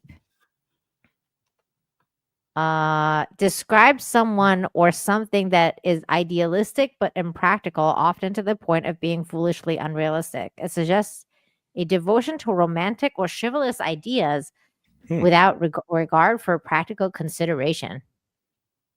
Quixotic. Okay. Or Oh, like Don Quixote? Like is that where that comes from? Chaotic? Might I don't be. know. Maybe that is the root of it. I don't know. Yeah. Making promises he can't keep. Among his proposals are to freeze rents for regular apartments, subsidize free buses and childcare, and open city-run grocery stores. That's definitely a weird one. Wait, what was the last one? To open city-run grocery stores. Like he wants the city to run the grocery stores, like the government. Yeah, it just never goes well when the government's involved. No, The groceries are going to cost. They're going to wind up costing more. That's like. That's what I thought, Okay. Nick. Yeah. It is like Don Quixote. That's what I thought. The laundry list of proposals estimated to cost $10 billion will be paid for by taxing the Big Apple's ultra wealthy. Mamdani said throughout his campaign. So they want to tax New York wealthy people. Think about this for a moment. Mamdani wants to raise taxes on the 1% of New Yorkers' high income, but as the mayor, you don't have the ability to do that. His owner said. Noting that raising taxes is something Mamdani could push for in the state assembly, where he currently is serving his third term representing Queens. Interesting. There you go. It's funny, when I heard of this guy Zohran, I thought about the machine from Big. You remember Big with Tom Hanks? Yeah. Yeah, Eric Adams should do some kind of meme if like he thinks he's like idealistic.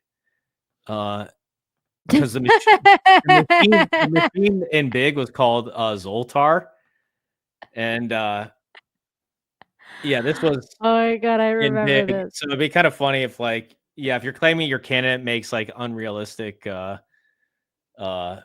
promises or something. Oh my God, that would be funny. Yeah. Anyhow, He should it's do pretty that. similar. Yeah. Oh my God, that would be hilarious because isn't his name something like that too? Like Zohran. What is it? Yeah, Zohran. I just looked it up now. It's like, oh, okay, it's Zoltar in that machine in the movie. But That would totally go. That's funny. I thought the same thing, says Douglas. So you weren't the only that's one. funny. Great minds. Definitely. I saw this. This is a totally different topic, and I just thought it was funny because Billy Baldwin tweeted out that said, "Please let ICE agents, Proud Boys, Capitol insurrectionists, Charlie Kirk, and Barron Trump be the first boots on the ground to fight for our freedom in Iran." And then Tim Sharp replied, "Your brother has killed more people than the Proud Boys. Why not send him?" Yeah, I did a video on this. Like I had to make a I video didn't out see of it. your video. I just put it. Yeah, I scheduled it for. It's out now. Oh my God, that's so fucking funny. Brutal. Brutally true though. It is true. It is Savage. true. Holy shit. It's crazy. That's over like 3 years old now. That Alec Baldwin shot that woman. Yeah. I just realized he that. Searching for freaking stuff. reality show after that. I mean, that's so fucking crazy to me. Apparently, that movie came out. Like, I was like, who watched this fucking movie? Did anyone even watch it? You didn't watch it, did you? I didn't hear anything about it. No. I heard it got released, but I have not heard a thing about it. I don't know who would watch that movie. It's like it's kind of weird. It's like morbid to watch it. Yeah, I don't even know how you finish a project like that. I mean, I don't know how you come. I just don't know. I can't imagine like shooting like a member of your crew, and that's so crazy. It's just weird. I mean, I don't know. He's just crazy, that guy. Yeah, I mean, was there some settlement in court? Did her family like? I don't think so. As far as I don't know if her family's suing, but as far as I know, he was the trial was basically dismissed because I think the prosecution fucked up. Which, by the way, speaking of cases, the Diddy trial prosecution rested. So the next time we do Infinite Talk, we'll probably have known the fate of Diddy. Okay. Yeah, like what's going to happen, because the prosecution rested yesterday, and I believe the defense is going to have like a couple of days to kind of like do their thing. and then they're gonna rest, and then the jury is gonna be going to do their thing. So that will be interesting. So good on 30 Rock though. You know what's funny is he was good on 30 Rock. Did you watch 30 Rock? Not really, not a whole lot. No, Like, I I've probably watched seen a like an bit of episode it. here or there. Yeah. Okay, I watched a little bit more than an episode here or there. Like I watched, I think, the first like couple of seasons. Like it was really good. Like it was a funny show. And then I kind of fell off. Like I was like, okay, like this is just kind of like the same thing, you know? Like I don't know, it just kind of fell off for Got me. bored And with then it. I didn't, yeah, I just got bored and I didn't go back. But I remember it was really good for like, I don't know, a couple of seasons at least, like 2-3 seasons. I was like really hooked. Like the classic stuff was great. Speaking of 30 Rock, actually, this is just interesting that you bring this up because that was another kind of topic I had here. It's kind of like a little bit pop culture. I figured we kind of switch over from politics a little bit at near the end of the show. Yeah. Which is like, I mean, it's just kind of like the same thing over and over again, though, because I mean, this is like Amy Poehler said this like the other day. Said Amy Poehler says SNL actors all played people we should not have. I appropriated everything in comedy has an expiration date. Oh, And whatever. I could not disagree more with this assessment. Let me bring up mine because apparently Tina Fey said something really similar a few years ago, and I was like, "What the hell?" Like, it just You're weird to me. comedians. Yeah, You're comedians. Embrace it. Embrace Do your you think profession. comedy is a deadline? I don't know. I don't know about that. No, not at all. Like, if anything, like comedy is always pushing against, or it should be to some extent, like it should be shocking. Like comedy should be offensive. I agree. But like, okay, for example, this is like the only example I can make of dated comedy that's like just like up off the top of my head. But I still think it's funny. Like, not that I don't think it's funny. I just like think now it's like insensitively funny, but it's funny. When it was like when like I don't know if you've ever seen Breakfast and Tiffany's, like the old with Audrey No. Hepburn. You haven't? No, I know of the movie though, of course.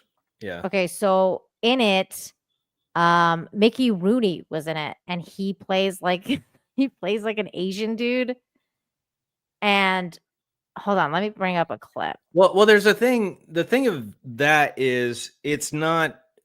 Is it done to be comedic, or is like are actors playing certain parts because, is a white guy playing an Asian guy? Yes. It's a little really bit bad. different. It's really bad. like it's fucking hilarious, but it's bad. Like I'm like, ooh, Yeah. that's definitely dated. Yeah, no, like- but that's not even for comedic. It's not even for comedic purposes. Now, if somebody does that, I think it was at the time for comedic purposes. Okay. But it also happened to be very racist. Oh, you remember when James Bond, Sean Connery, they made him an Asian guy in You Only Live Twice? No.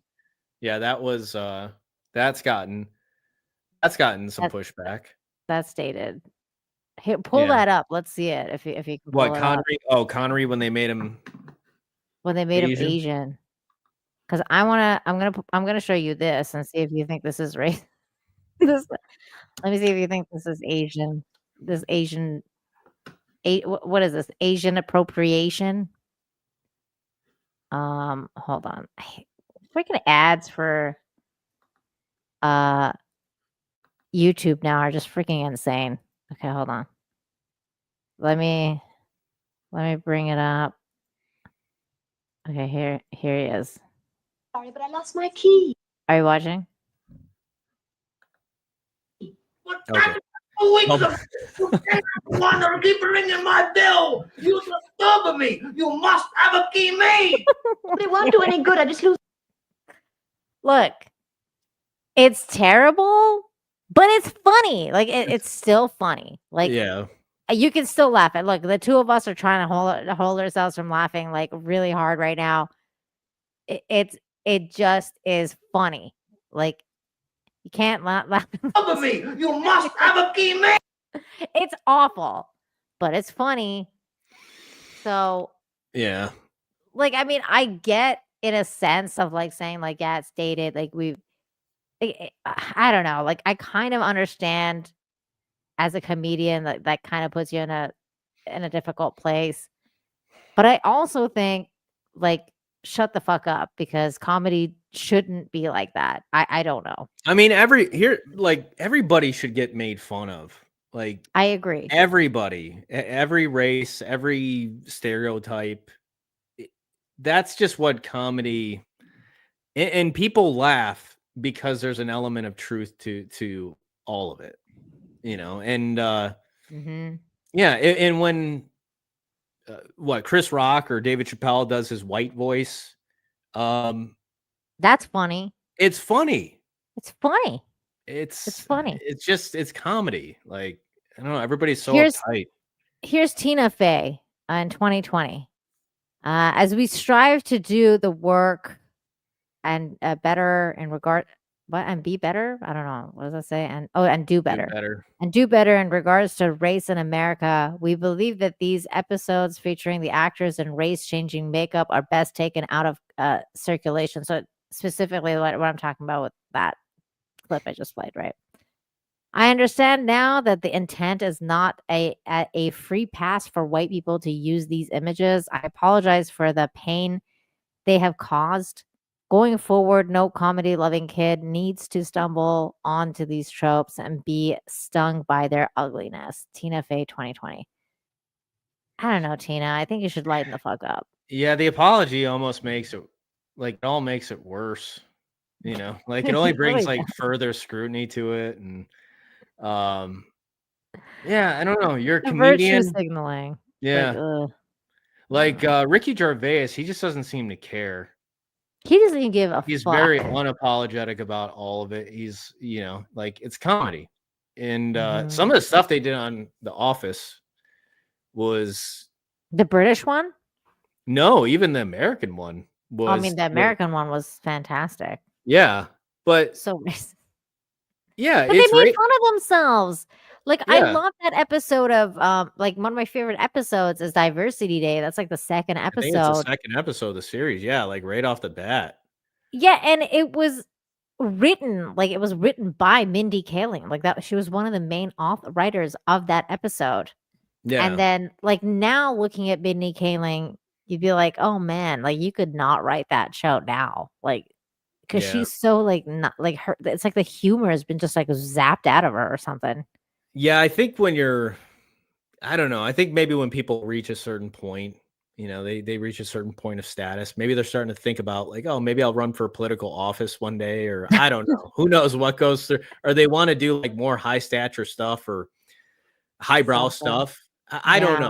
know. Who knows? You're pulling up the ladder, John. It's like it's stupid. It's like Yeah. shut the fuck up. You guys are all comedians.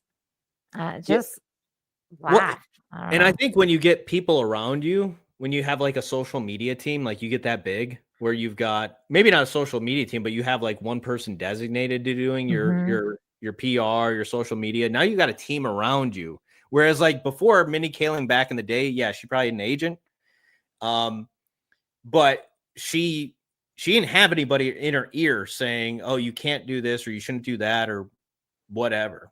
Like Yeah. it was just like raw, Yeah. creative stuff going on. Yeah, definitely. I did see this, which was also really fucked up. This has it's a totally different topic as well. We do have Asian Sean Connery. Ooh, documentary. let's see. Yeah. Here we go. So this was You Only Live Twice.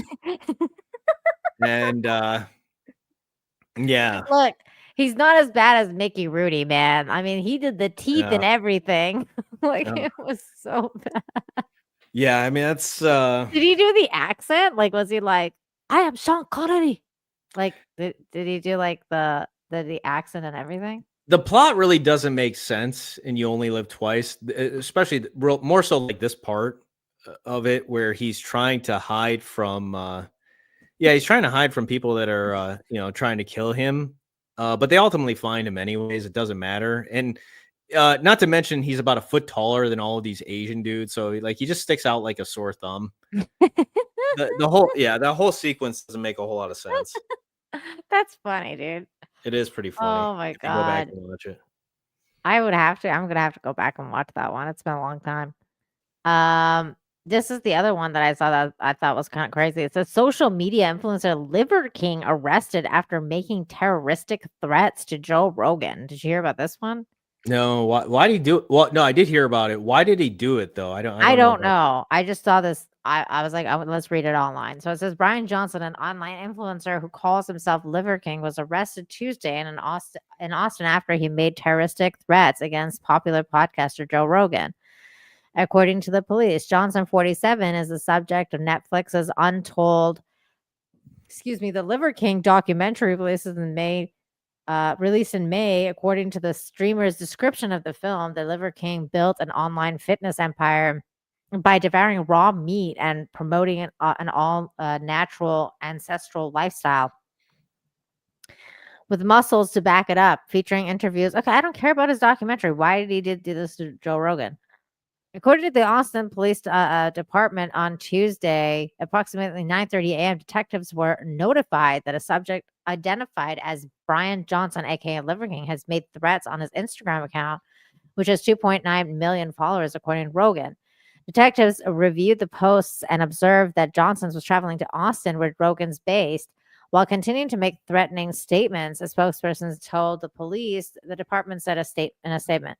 Detectives contacted Mr. Rogan, who stated that he had never had any interaction with Johnson and considered the post to be threatening. Based on this information, detectives obtained the arrest warrant of Johnson on charges of terroristic threat. What did he say? I want to know. At approximately 5:30 p.m. or 5:59 p.m., blah, blah, blah. They arrested him. He's transferred to the county. On Monday, Johnson had posted a video on Instagram threatening Joe Rogan, saying, "Joe Rogan, I am calling you out. My name is Liver King." Do we have this video? We need to find. We need to let find me the see if I video. can find it. Why is he doing this? I'm wondering if Joe Rogan criticized. I'm sure Joe Rogan talked about it at some point where when the Liver King, it came out that he was on steroids, I believe. Yeah. And I'm sure Joe Rogan, probably had some commentary on it. I don't know why it's all coming out now though, because Liver King has been maybe he's trying to get some buzz around his name again, because you just haven't heard it. You haven't heard about it. I don't know why this cracked me up. I'm the Liver King.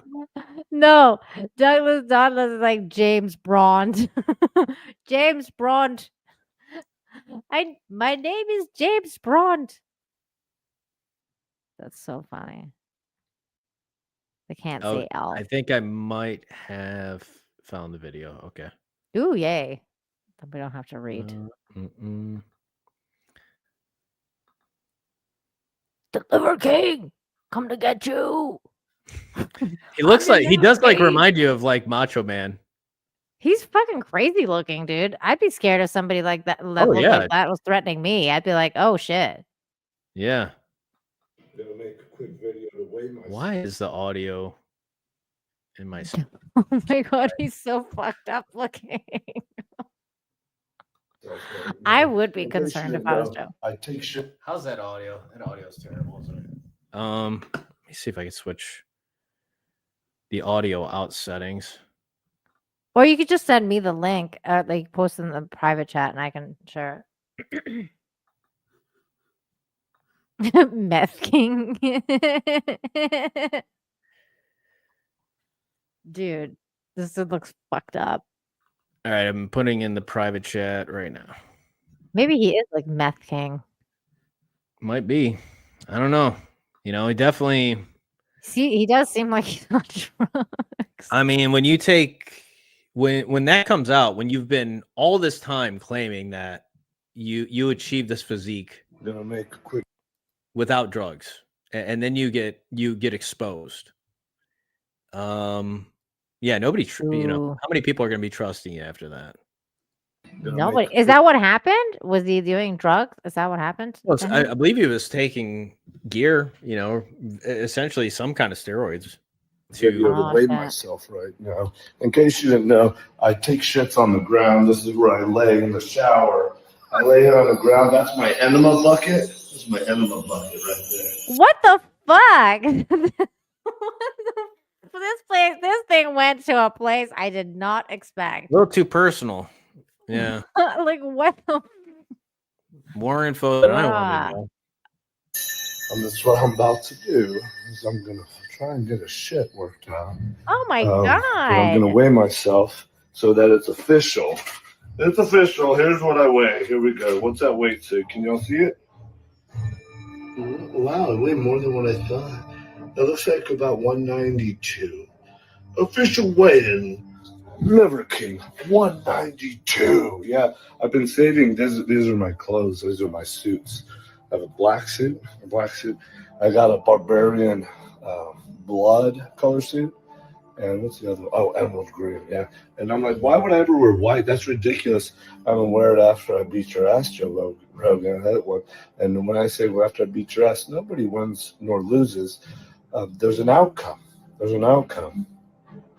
not good or bad. There's just an outcome, stimulus and response. And the outcome is good and true, multiplied by that. And then what ends up happening is the king crown. Everybody wants to wear the crown, but all roads bleed through barbarian. I'll see you tomorrow. 192. Probably about weight the same. Probably you're taller than me.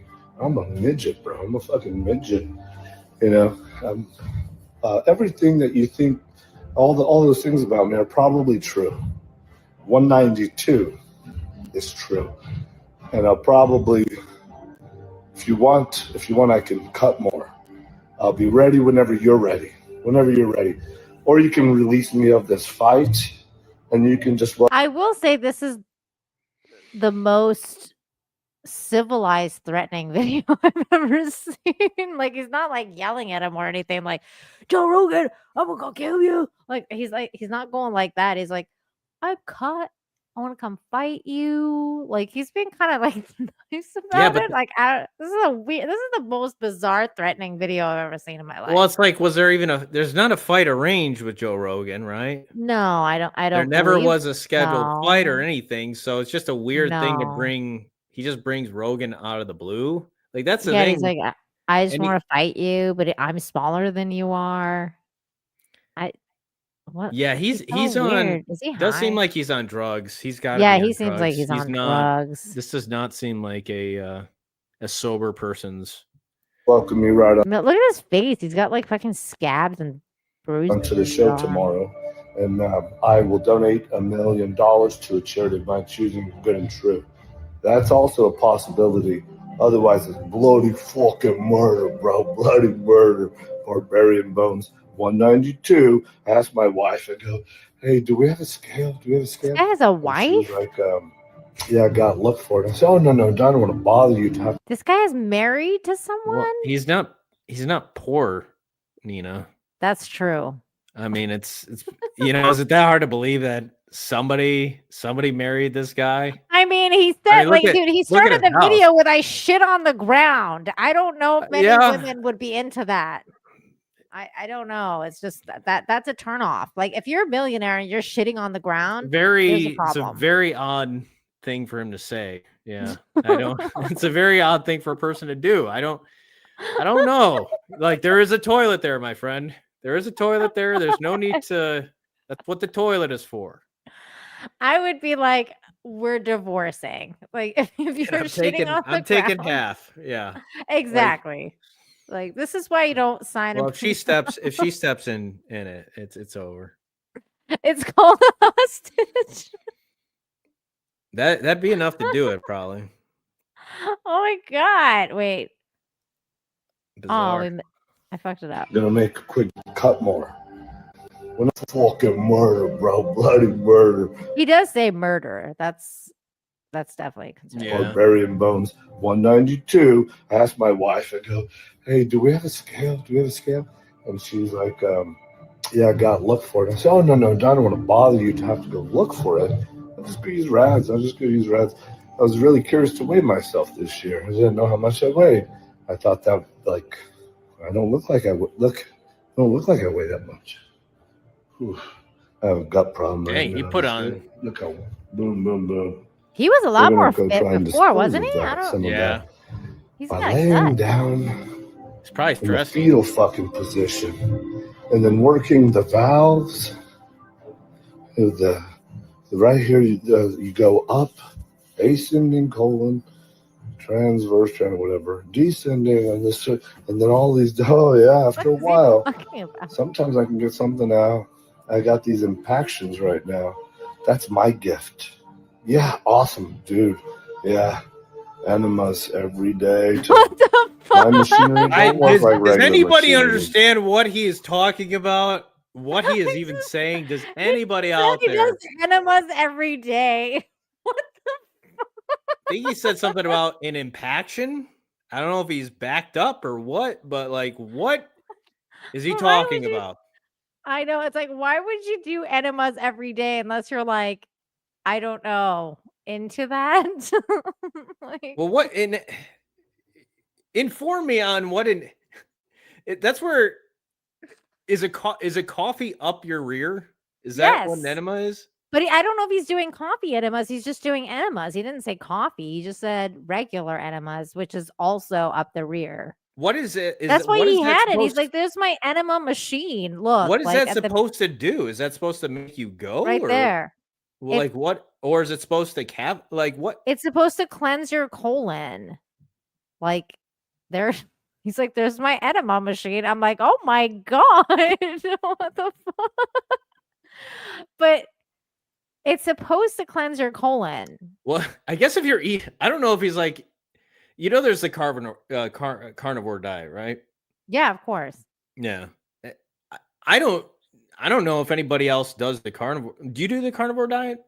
I used to. Oh, For a okay. minute. Yeah. I just always thought like you're probably not getting a ton of fiber at You're all. not, and that becomes a problem after a while. That's what I would think that would be a problem. It's just like, yeah, you're gonna need some. You Because need this is some what- fiber to move things This along. is why it's called a balanced diet, John. Like that's why you're supposed to have a balanced diet. Like and like too much of anything is bad, right? Including Yeah. too much of meat. But yeah, it's like rear action purging. That's exactly what it is. Remember back in the day when we used to talk to like Stephen Walton, like and he was talking about freaking coffee enemas. Like that's when I learned about the coffee enemas thing, which is supposedly like they say it even cures like cancer and things like that. Like I've never tried it. I like coffee, but not that much. Like I'm like, Yeah. I'm not into inserting of like on from that end of anything personally. Fucking position. But let's see what And then how he working ends the up doing. valves. Right here, you go up, ascending colon, transverse, whatever, descending, and this, and then all these. Oh yeah, after a while, sometimes I can get something out. I got these impactions right now. That's my gift. Yeah, awesome, dude. Yeah, enemas every day. My machinery don't work like regular machinery. Gifts, all of them gifts, coming for you, Joe. I hope my family gets to meet yours. I don't understand. He's going from like threatening him to death, and then he goes, "I hope my family gets to meet yours." Like that sounds like he wants to take him out for a burger, not like He take looks him like out. he could be Joe Rogan's. He's like a cross between like Joe Rogan and Conor McGregor. Like if you mash those two You're together, right. Oh my god, that's true. it's He like does it look could like be that. Joe Rogan's like long lost brother or something. He could be. That's true. Quick, Because he does have like that Neanderthal look, like Joe He does a little bit, yeah. does. P.S. What I'm hoping is that you, Joe Rogan, are thinking, I'm going to choke that motherfucker out, lights out. I'm going to choke him out. And I kind of hope that if you win, that's how it happens, because like to wake up from that dream, that's a good feeling. And then anything else that you could break on me, break it on me. I hope that you won't feel me tap. That's never happening, tapping, because I have something actually to fight for. Actually, that's my family. I have a principle to fight for. That's what I'm. And well, what if he actually does what he's saying? What if that would be interesting? That would be interesting. What do you have to fight for? You're fighting. I hope you're mad. You should choke me out. You know how to do that. You're trained. You're trained. You got a black belt. Black belt in jiu-jitsu. What the I hope you choke me out. And if you don't choke me out, these other limbs will be interesting. Should be very interesting. That's the PS. I already thought about my game plan. I don't have a plan. I'm not going to train. But I hope you've been training. And I'm ready whenever you're ready. If it's tomorrow, that will be great. Let's do it as soon as possible. If it's not tomorrow, then just whenever you're ready. What the fuck? This is the weirdest death threat I've happening. ever heard in my And life. just remember on the backside, this is good. It's fun. It'll be fun. It'll be like, there's real tension, real fight, no, shame on you, bro. Shame on you. I'm going to make you pay. I am going to actually make you pay. And what you pay will be donated to Good and True. So that's how barbarians bleed. My God, he's crazy. Wow, man. He's a crazy person. Yeah, I would be concerned if I was Joe Rogan. Just That is because concerning. he's not making, this guy is just not making a whole lot of sense. No. A representative of Joe Rogan did not comment, apparently. I wonder what Joe Rogan actually thinks of this.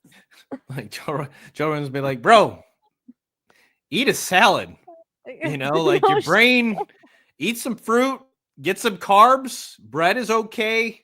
Lay off the Bro, if raw you're doing meat. enemas every day, like there's a problem. You need to fucking get some fiber in you.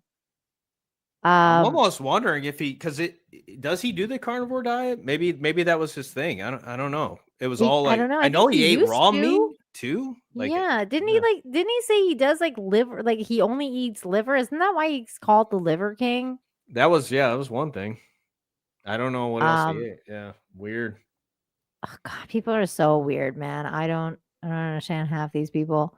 Last topic, because people are fucking nuts. We just listened to this guy be crazy. I wanted to read you this other thing that was like, I was laughing so hard the other night. I read this article. I read this to my husband, and we were both like freaking laughing so hard. Because just imagining this scenario. And it says Cobra Kai star Martin Kove accused of biting co-star Alicia Han Kim at fan convention. Did you hear about that? Yeah, weird. Oh man, this is Liver King levels of weird as well. This is fucking bizarre. I was like, I mean, like I thought like he must have been high. Like there's no way that he was sober, because it just doesn't sound like something a sober person would do. But this is hilarious. So it says Karate I want to Kid see actor. the video. I know. Gotta be I video really on this, man. That'd be wild. Do they not have a video on this? Because I don't think anyone put out a video. We would see it if they did, but man. I haven't seen. What's up, Rumble Rick? How you doing? Good to see you, Rumble Rick. I did like this was so freaking funny though. So the alleged incident occurred Sunday at SummerCon in Puyallup, Washington, where Kove and Hannah Kim, both whom appeared in the Netflix series, were participating in program and fan activities.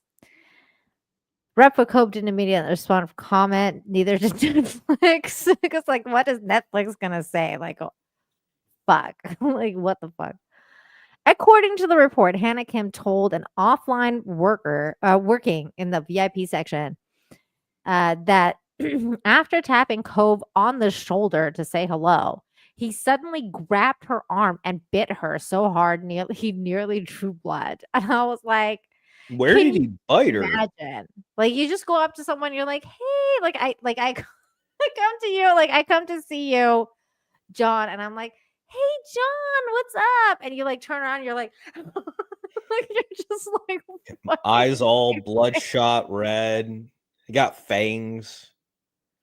It reminded me Looked of like that episode of Seinfeld when John Voight bit Kramer's hand. and he had his he had the teeth marks of John Voight. Yeah. John Voight bit you? I actually put that picture like when I retweeted it. I was like, fucking reminds me That's of this. funny. But it goes, so it goes, like this story gets even crazier. This is the report states that when she cried out in pain, Cove allegedly started kissing her arm. So he bit her. He bit her arm. Okay, he suddenly bit grabbed her arm and bit her. He bit her so hard that she started screaming, and when she started screaming, he started kissing her instead because he was like, "Oh, I'm sorry. Like, let me kiss it better, I guess." I don't know. The report detailed that Hannah Kim then told her husband, who was present at the Oh event, my and gosh! went This to even confront gets more Cove awkward. about the incident. The report states that upon confronting Cove, he exploded on them, saying something to the effect of, "How dare they confront him?"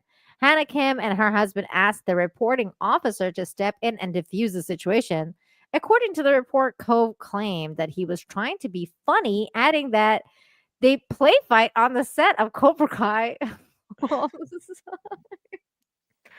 Dude, I'm like, how many people has this guy been biting on the set of Is Cobra that just Kai? a usual Is that a usual thing to just bite people? Apparently for him it is. He's like, hey man, I've been biting people all the time on the set of Cobra Kai. Nobody I mean, said anything. does he play around biting people on the set? Like, I highly doubt that's a normal thing.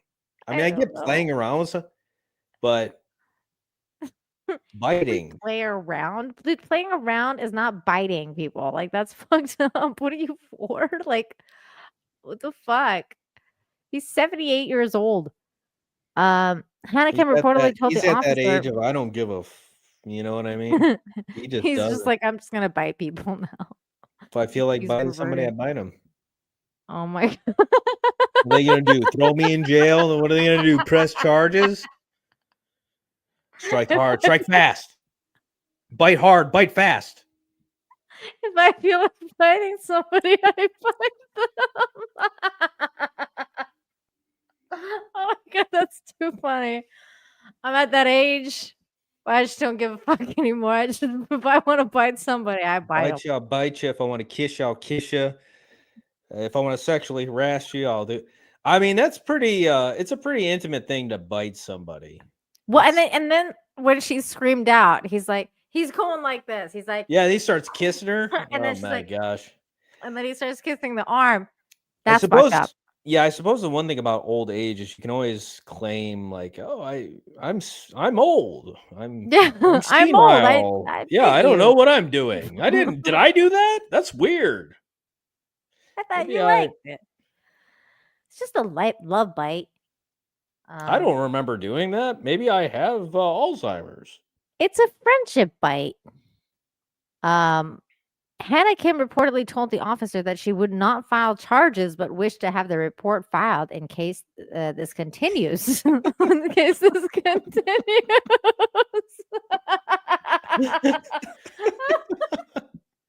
Like he comes to her hotel room and wants to bite her again. What the fuck? Cove was instructed to leave the venue. The reporting officer advised the actor to not repeat such behavior in the future.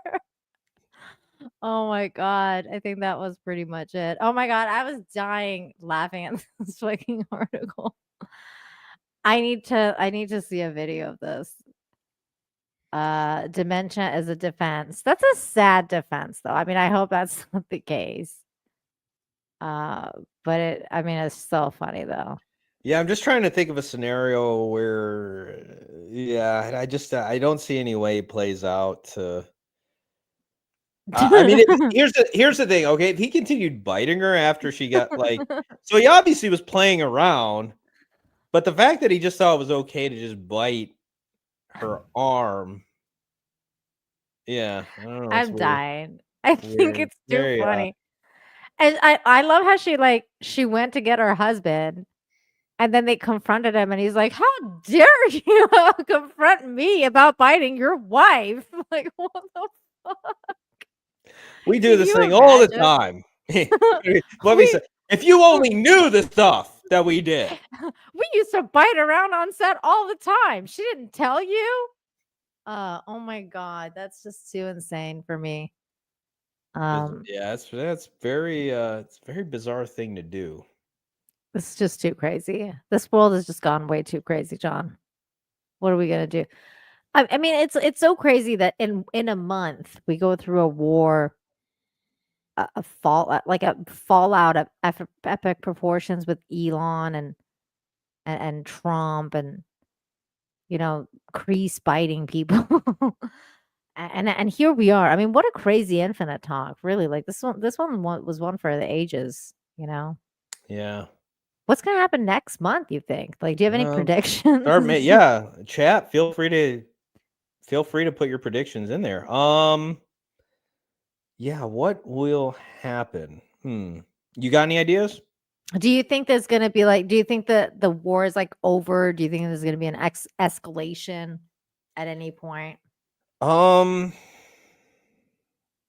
There might be. I think there very might well be. could be. Yeah, obviously hoping not. Mhm. Prediction. too. Here's something a little bit more a little bit more 50-50 to predict. Next month we got big releases. We got Jurassic World in terms of entertainment. So we got Sure. Jurassic World, we got Superman, and we got Fantastic Four. We do. Do you think true. that I feel like this is the month that is going to make, not to say one month makes or breaks Hollywood, but this could be a huge month in terms of decisions that studios make and things going forward. I do think that maybe it is a little bit of a make or break month in the history of theaters and Hollywood and the direction they go. What do you think? What do you think is going to happen? Do you think it's going to be a win or an L? I think Oh my gosh. I think there's definitely gonna be an L for the Fantastic Four. I'm not loving the promos coming out about it. Well, I'm glad you didn't say homos because we might get canceled. Look, Pedro Pascal, Gosh, I man. really don't Tired of see this seeing this dude guy. I'm really I mean, this one's not as bad as the other ones, though. Like, wow, he's really flexing that butt in the mirror. Like, just completely there's some flex going on there. as far as Fantastic Four goes, I'm just not sold on him being Reed Richards. Me either, I'm man. just not. I'm not even, and I don't know what the hell is up with this picture. Like, why does he look like a drug addict? Like, this picture looks like he's just waiting for his next fix. I don't know what the fuck is going on with these pictures. This one looks like he's auditioning as a zombie for the Last of Us. Like, what is he even doing? Yeah, everybody's tired of seeing Pedro. Everybody's sick of it. Everybody. It's in everything. Look, I think the MCU is not going to do well. I'm not going to lie. Although people do a lot of people wanted the Fantastic Four, including myself, but the MCU has just been so off that I don't know how well it's going to do. I think it's going to really depend on word of mouth if it's going to do well. Yeah. Because also any there's chance at $1 billion? Do you see any chance at that? I don't. It depends on how much money they spent to make it. There was also reshoots. I don't know if it's gonna. I'm just saying gross. Yeah, I think it will. Yeah. You think it'll gross $1 billion? Oh, I don't know about billion. Actually, no, that's a bit much. Worldwide, but for instance, what did Deadpool and Wolverine make? It made over. I think it made That a little over one $1 made billion. a bunch. It's nearly 1.1 billion. What did Captain America do? Let's see, Captain America. Or it was maybe in the 500 million mark. I think it's gonna do as good as Captain America. I think okay, so that's not that good. Yeah, I mean, maybe a little bit better because it is a new IP and people do want to check out like the new IP. Whereas in Captain America is like on its 4th movie. Yeah. So maybe a little bit better Ooh. than Captain America. But I just really think there's a Pedro Pascal fatigue as well. So I just don't know how well it is gonna do simply because people are not really the biggest fan of Pedro Pascal. Like it just doesn't seem like he's just not Reed Richards and he's just weird. So it's just a weird cast. I don't know. I honestly can't tell anymore. Like I always like predict these things and I'm like, wow, I was really off. But I think he's gonna do a little bit better than Captain America. I don't know if Brave it's New gonna do as World well as only did 415.1 million. Brave New World. I Brave think New World. Thunderbolts might have the lowest box office of any movie, any Marvel movie. So they're really struggling. Let's see though. The Thunderbolts only Thunderbolt- did 381. Okay. Yeah, they're not doing well. That's what I'm saying. Like this is supposed to breathe new life into the MCU, and I think there's a big thing going against them with Pedro Pascal because there's a major Pedro Pascal fatigue going on. But I don't really know. But I also don't think like it's gonna do as well as like the what's it called? But it won't do as well as Deadpool and Wolverine. Like there's no way. I don't see I that don't think either. so. I don't think that that's gonna happen. Maybe a little bit better than Captain America, but not nearly as much as Deadpool and Wolverine. Superman is a weird one. I don't know. Like Superman is like I think that one's gonna do well, but it's gonna do better if it's actually good. I don't know if you know what I mean. Like like the early releases and the reviews and word of mouth is going to really matter for Superman because if people say it's good, then like more people will go and also people will go to like multiple viewings of it. I think they will. So I think that would be like I think that one's going to do well. At least for Warner. Jurassic World I think is just going to do well because people like not adults but kids love dinosaurs and like adults just want to take their kids to any movie that would like take their mind off things for 5 minutes. So I just think it's going to do well because those movies they usually do well. So I just don't see how it would not. Yeah, no, Jurassic World, the whole series did fairly well at the box office. Jurassic World 1 did like 1.5 billion. I think Fallen Kingdom did 1.3. And the last one still cleared $1 billion. So that movie, I think, is the one movie that actually has a shot at doing $1 billion. Yeah, That I has think a so shot. too. I don't know if it will, but I think it's got a shot. I think so too, and especially because it's ScarJo. I mean, they've changed it up with like Chris Pratt. I don't think she matters. I don't like. You don't if she think was, so? You just think it's just the no, dinos? it's the dinosaurs. It's always been. Okay. Yeah, because even they brought back the original cast for what was it, Dominion? Let's see what they brought back the original cast for Dominion, and it didn't necessarily do like incredible numbers just because they showed up. In fact, I think it might be the lowest grossing of all of those movies. So yeah, it cleared $1 billion worldwide. It barely cleared $1 billion, and that had Sam Neill, Laura Dern, Jeff Goldblum. So it doesn't. The cast doesn't matter. It just got bad word of mouth. A lot of people, yeah, it just didn't get necessarily the great press. Plus, it was the last part of a trilogy. The one thing that I was over it. Like I'm kind of over the dino movies. Yeah. Like I watched the first one and I think I watched the second one too. And the second one was not good. And so I was like, I'm kind of over this. Like I was like, sorry, my phone started ringing. I was like, I'm kind of over this. Like who cares? Like, I'm like they're all the same now. It's like, oh, the dinosaurs are gonna eat people. Let's run away. Like that kind of thing. But that's just not my cup of tea. Like, so I understand that other people do like it. Like there's a massive demand for Jurassic movies because they keep doing well. And I'm like, I mean, I don't know who these are made for, but certainly it's not for me. But I do think that Superman's gonna do well. So my money is on basically like the Superman and Jurassic World, I think they're going to do well. Not so much on Fantastic Four. I think Man of Steel did 670 million at the box office worldwide. So 670. yeah, so it will be interesting to see if this Superman. I think I think this is going to do better than that. Think so? Yeah, because because it's brighter, it's prettier. Man of Steel was dark. It was gritty. It wasn't like as much as everybody liked Henry Cavill. It was like the way it was made, like the Zack Snyder effect was not quite what people saw with Superman, you know. I don't know. I just don't think it's gonna I think it's gonna do better than that one. In this market. And Superman hasn't been around for a while. Like it's been a Yeah. minute since we've seen Superman on the screen. Yeah. Like it's not you know, it's not like another sequel of like another Marvel movie where we've seen these characters for, you know, it's been a minute since we've seen Superman on the big screen. And I think that's going to go, you know, to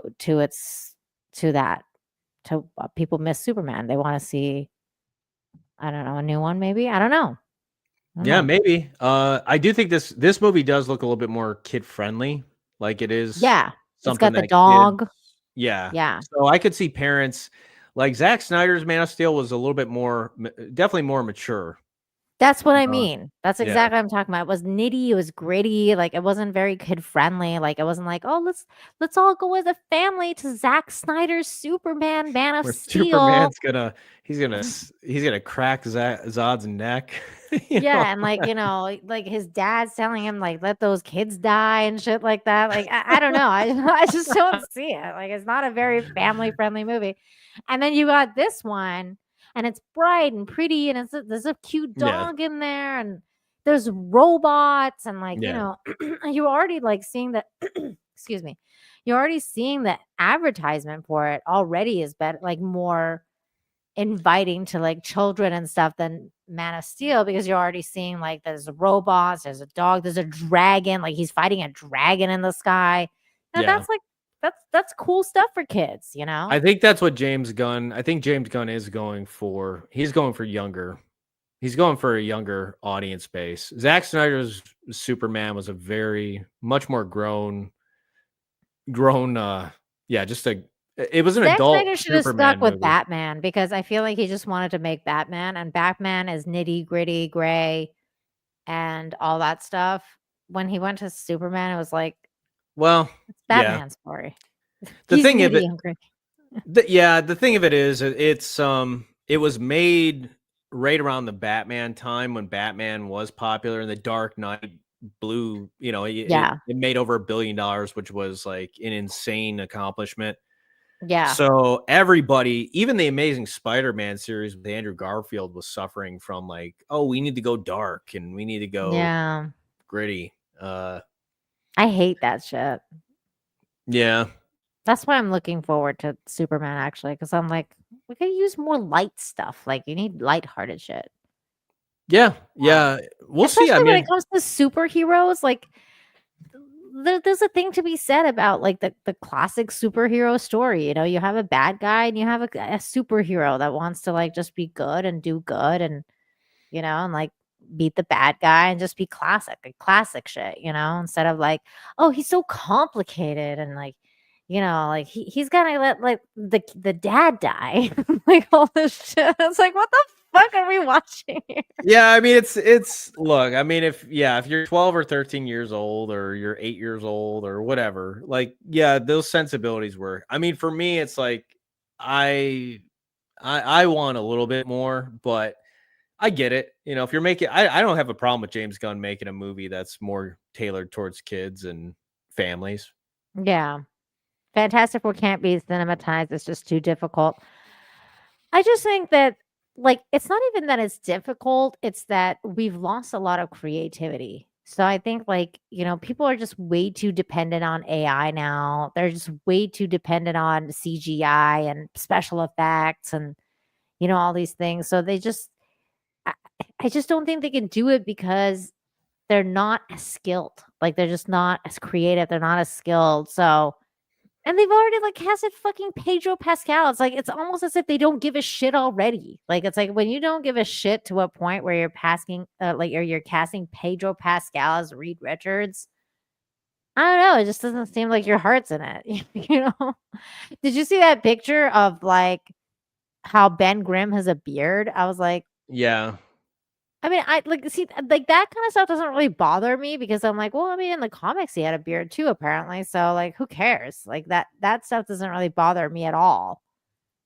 But I mean, Yeah. it does bother some people. Yeah, I don't Like- know if it'll really be an issue or not. It looks weird because that's just not how you see the thing. Most, like 99.99% of the time in the comics or whatever. But I mean, I think there are things where it's like Jurassic Park is a great, the original 1993, where you would think like, oh, Michael Crichton's book, that can't be cinematized. You can't make dinosaurs. You can't make dinosaurs look real. You can't. It's a good point. And granted, they changed a lot. They changed a lot from the book, but I think it's like if things can be imagined, that there's a way to do. There's a way to do things. It's not. But that's the thing, though. You can't please That's why- everybody, though, too. That's But the that's other what I'm aspect saying. of it. John. Like back then, it was so like with Jurassic Park, there was so much creativity involved in bringing these things to life, in animatronics and stuff like that. So it was like to me, like that stands out better now than the new Jurassic Parks. Like I Yeah. think that still stands apart. Like I could still watch that and be like really amazed by it. Versus watching these ones, I just feel now like, oh yeah, I know it's fake. It's so Well, fake. guess So how fake much to me. guess how much footage of dinosaurs are on screen in that film? Total. In the minutes. first one? Yeah. Oh, I don't know, at least 20 minutes, I would say 30 minutes. I believe I'm checking it right now, but I believe it's like only 13 minutes of actual dinosaur footage. Practical. 13? I think so. Yeah. Wow. Yeah, but they just created the world, and they that world was believable. Like you believe that there was like a real park, like a real dinosaur zoo, that was on that island. And there's just a lot of nice like little tricks in terms of like how they created that. Yeah. But yeah, they're only on screen And they for did 13 just minutes. as well. They did just as well for the parks too. That's why it was so cool. Like I remember when the parks first, like I went to the parks and it was like a new thing still. And like Universal. And you go on like the dino ride, and like you see them all and they're all there, and like they're all like it's you have you been to the Universal Oh yeah. experience, the dino experience? It's cool, and like That's cool. Yeah. yeah, it kind of felt like it, like you were like, oh, I'm in the movie. Yeah, I mean, it's the thing of it is like your imagination, like Takes you further. yeah, just in terms of the world building and that they did in the movie. But anyhow, 15 minutes. Okay, so it was 15 minutes out of a 2 hour and 7 minute movie. Wow. So yeah, I thought but it was more.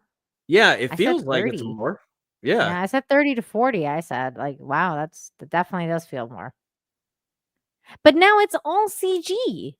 Like I was Yeah, like I don't watching the yeah. like I was watching the commercial, and like it looks so CG. Like I was like, oh my god. It's like, and then you can tell like ScarJo's like, oh my god, it's going over. And I'm like, I can literally see you acting the CG, like where you're like pretending something's going over you.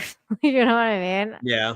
I'm just like, Yeah. oh man, the CG looks so fake. Like it's just so like, there's nothing there. You're like, this is hollow. This is just hollow. There's nothing there. I can tell there's Yeah. nothing there. The practical effects and the making something real and physical and interacting with it is, you can't. That's the one thing about those newer movies. They just don't look. They just They don't. don't Look have right. they just don't have the When you get close same up to that, thing. yeah. Yeah. Like there's just something missing. It just feels like there's something missing. Yeah. But you're gonna go though, right, to this new Jurassic one? Yeah, Are you we'll gonna go see. see any of them? If I hear it's really good, it's getting decent reviews out there. It seems people are, saying the movie does what it needs to do, and it's, What for the Jurassic one or yeah, for? but it's a Okay, fun ride, and that's it's good.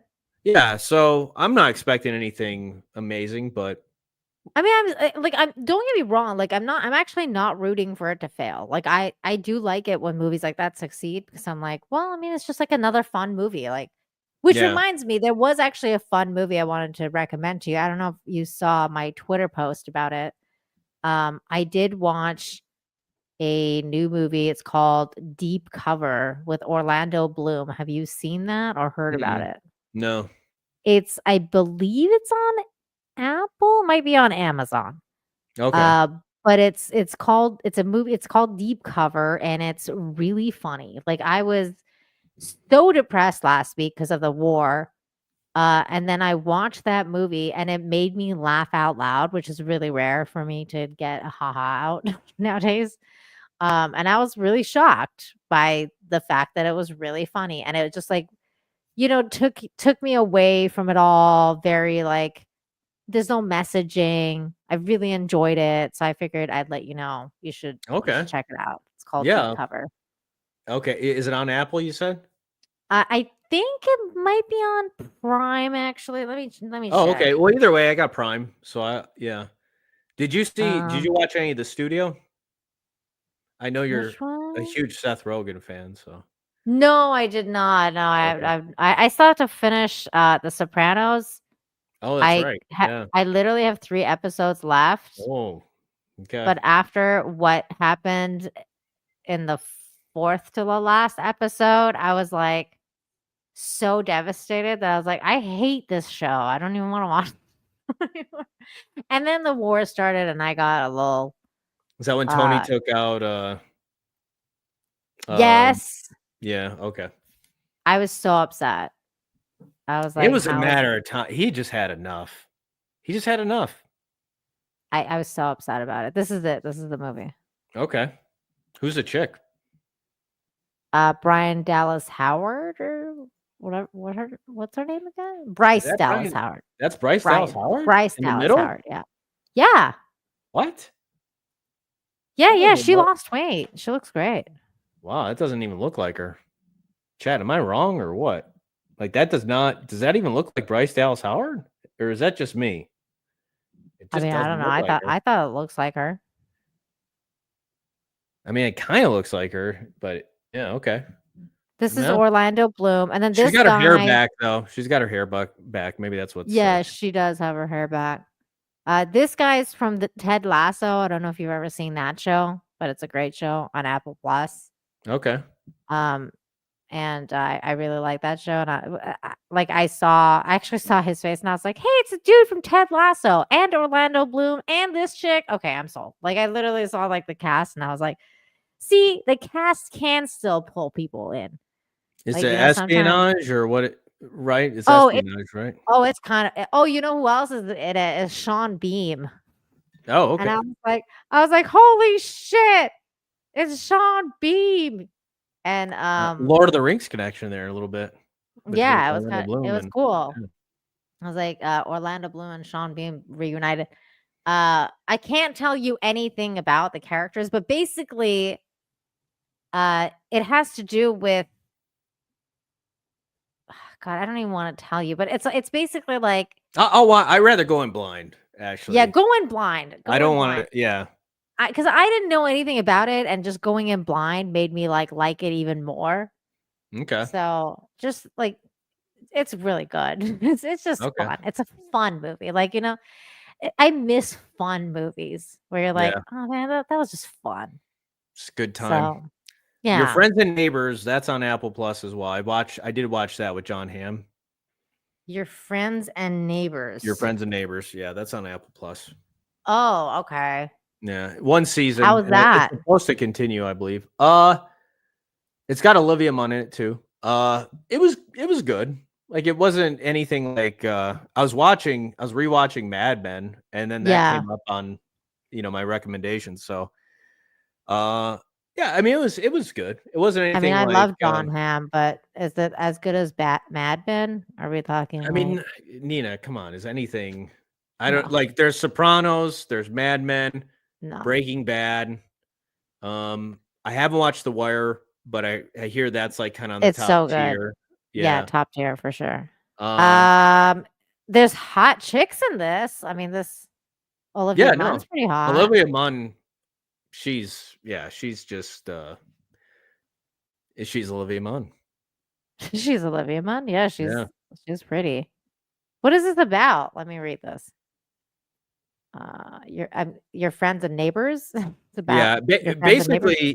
basically he gets screwed out of his job. He works in finance, and he has a resort to stealing from his rich friends or the people in the neighborhood. Oh, okay. He becomes a burglar. Oh. But that leads to a bigger problem. So That's interesting. I'll leave it at that. It's not- So, like, you asked me to make a prediction. So I said, I don't think, MCU is going to make that much money. Superman's going to do well, I think. And Jurassic's going to do well. What do you think is going to happen? I think Jurassic World will do. I don't know. Like it's gonna. I'll say like I think it could clear $1 billion, but I don't know if the movie market right now either we're at a place where people are just hungry to finally go to the movies, and they've got a few good reasons to go, Mm-hmm. or we're gonna find out that, oh man, this is not looking good for Hollywood, because if all three of these movies underperform, it could spark or it could just signal it's like this is the downward trend finally. Like we finally have hit bottom. But I don't know if we're there yet. If they all don't do well, and I mean, I'm not going to count really like Jurassic World because I don't think that counts in this conversation. But if both those other movies don't do well, superhero fatigue will actually be a thing. Like, I think that would be like people basically the solidifying thing. Like, we're done with superhero movies for a while. Like, stop making them. Because if Superman can't bring people back to the theater, nope, nobody can. Like, no, there's no hero out there that you can make a movie about now. Well, that can Batman be like- Batman traditionally does. Not that there's been a ton of Superman movies, and I think part of it is just because like Batman performs better at the box office. But than Superman. when's the next Batman? It's not going to come out. Batman 2 scripts is not even finished. So Yeah. I don't know. Like, I don't think we're going to get another Batman. We're going to be just getting crappy MCU movies for a while. I don't know what's going on with Well, DC, I think I don't know if it's superhero fatigue as much as it's like it's just people feeling Crappy like movies. it's bad superhero movies. I guess I don't know Bad because like superheroes. Deadpool Wolverine, it proved that like no, you could still make $1 billion. Yeah. Superhero movies can still do it, but they had Hugh Jackman and they had Ryan Reynolds, and it's basically at this point, yeah, you put those two together, that's a magic formula for $1 billion. You put Hugh Jackman, you do a Hugh Jackman Wolverine and Hulk movie. I think you're probably I will around $1 say billion. It's like that big movie, movies. but also that movie that was pre Blake Lively trial. One of the reasons I don't think it doesn't matter. it does matter because I No. don't think it would as many women would go to that movie as they did before. Ryan Reynolds has lost. I don't a lot even of know. cachet. I don't even know if a lot of women went to that movie as much as like men. Well, Like, I mean that's true, but I mean they did though. Whatever women went to that movie would be half of that now. So I think people are such, if you're a Deadpool Wolverine fan and that's like your thing, you're seeing that movie regardless of whether or not Ryan Reynolds' wife did anything. or Ryan Reynolds. It's more like Ryan Reynolds because he's an asshole. Nobody People likes him don't anymore. people don't care. They love the characters. Like it's not about That's true. They do love like Deadpool. Granted, Hugh Jackman, but people don't show up for Hugh Jackman movies like they show up for Wolverine They movies. don't? I don't know. What's he He's not a done? box. He's not a box office. He's not a big box office draw. But then again, to be What's fair, he done other than no, like no Wolverine that you would actors. know of? Well, I don't know anything. no actors are big box office guarantees or draws. For the longest time, that's been the case. Even Tom Cruise, Mission Impossible, not doing particularly well is proof of that. And he's about as Not big of tons a of movie star as you can female. get. That's true. It's a raunchy. It's a dude's thing. So I don't think like the new Mission Impossible that did that well either. it didn't. By the way, that movie sucked. Did you see it? You saw it, Oh didn't you? yes. Oh, Okay. I saw it. And that movie fucking sucked. Wow. It was like woke and it was fucking trash. I was like, what Really? the fuck is this movie? Like it Surprising. was so bad. I was like, What'd you and think I of the last love one? Tom Cruise. It was better. Like it was Okay. this was awful. Like the amount of females in places of power and like they were all it was like all like all the women. Like the president was a woman. A black woman. I was like, they really thought Kamala was gonna win with this movie. Yet this other chick, she's like the main fucking like sergeant woman that he has to go to and like whatever. Like there's all these women and like military places of power, and I'm like, that's not the real world, man. That's not how like things work. And then there's like this one woman who was like this Inuit woman, which was, I mean, me and my husband started laughing in the theater, like Were they at least hot? like Were they vocally. at least physically No. attractive? No, they were not. In my opinion, they were not. I Okay. do not think that they were. I'll But take your opinion. well, except for one of them. Like one of them was hot, but I mean, at least yeah, let's get president something. sure Let's was get not. something out of this deal. Like something. Yeah, no. There was this one scene where like they meet this Inuit woman, and she's like the wife of this guy. Anyways, long story short, she ends up like flying the plane, and it's like this cargo plane. And I was like, me and my husband just looked at each other like, How do you know how to fly? the fucking plane? Like, how the fuck do you know how to fly a plane? And because she was like living in like the Arctic with the guy since like the 70s or 80s, since they'd been Yeah. ousted. It was like a whole thing. And I was like, it's just like, is all she's doing is like flight simulators over there? Like, how the fuck did she know how to fucking fly a plane? They don't explain any of that. It's just like Ray. She must be Ray Skywalker. it was just so bizarre. I was like, how is she flying the plane? She just knows because women know how to do things. They just know everything. Yeah, girl, they just got you don't need to learn skills when you could just turn on the confidence and manifest. You just need to manifest it, Nina. That's what all these women say nowadays. That's what they're this movie was. manifesting. They're manifesting their flying skills, their dream lives. Girl bossing it works every time. The black female president manifestation was strong. Yeah. It was like they definitely thought Kamala was gonna win that. I don't know. It was a mess. It was definitely a mess. Like I was definitely expecting a lot more a better ending, kind of thing to that whole series, but bummer. It turned out to be kind of garbage. And I was like, well, this was this is a painful end to an otherwise very good series. Like, I don't think I will ever watch that movie again. But I will probably watch the first one again. Worst of the series, you'd say? I think so. I think, yes, I think by far. Yeah. I think that like my favorite one, other than like the first one, is the one with Henry Cavill. I mean, for obvious reasons, but also it had really good action scenes. Yeah. Like, I think that specific movie had like a lot of really good action. This one did not.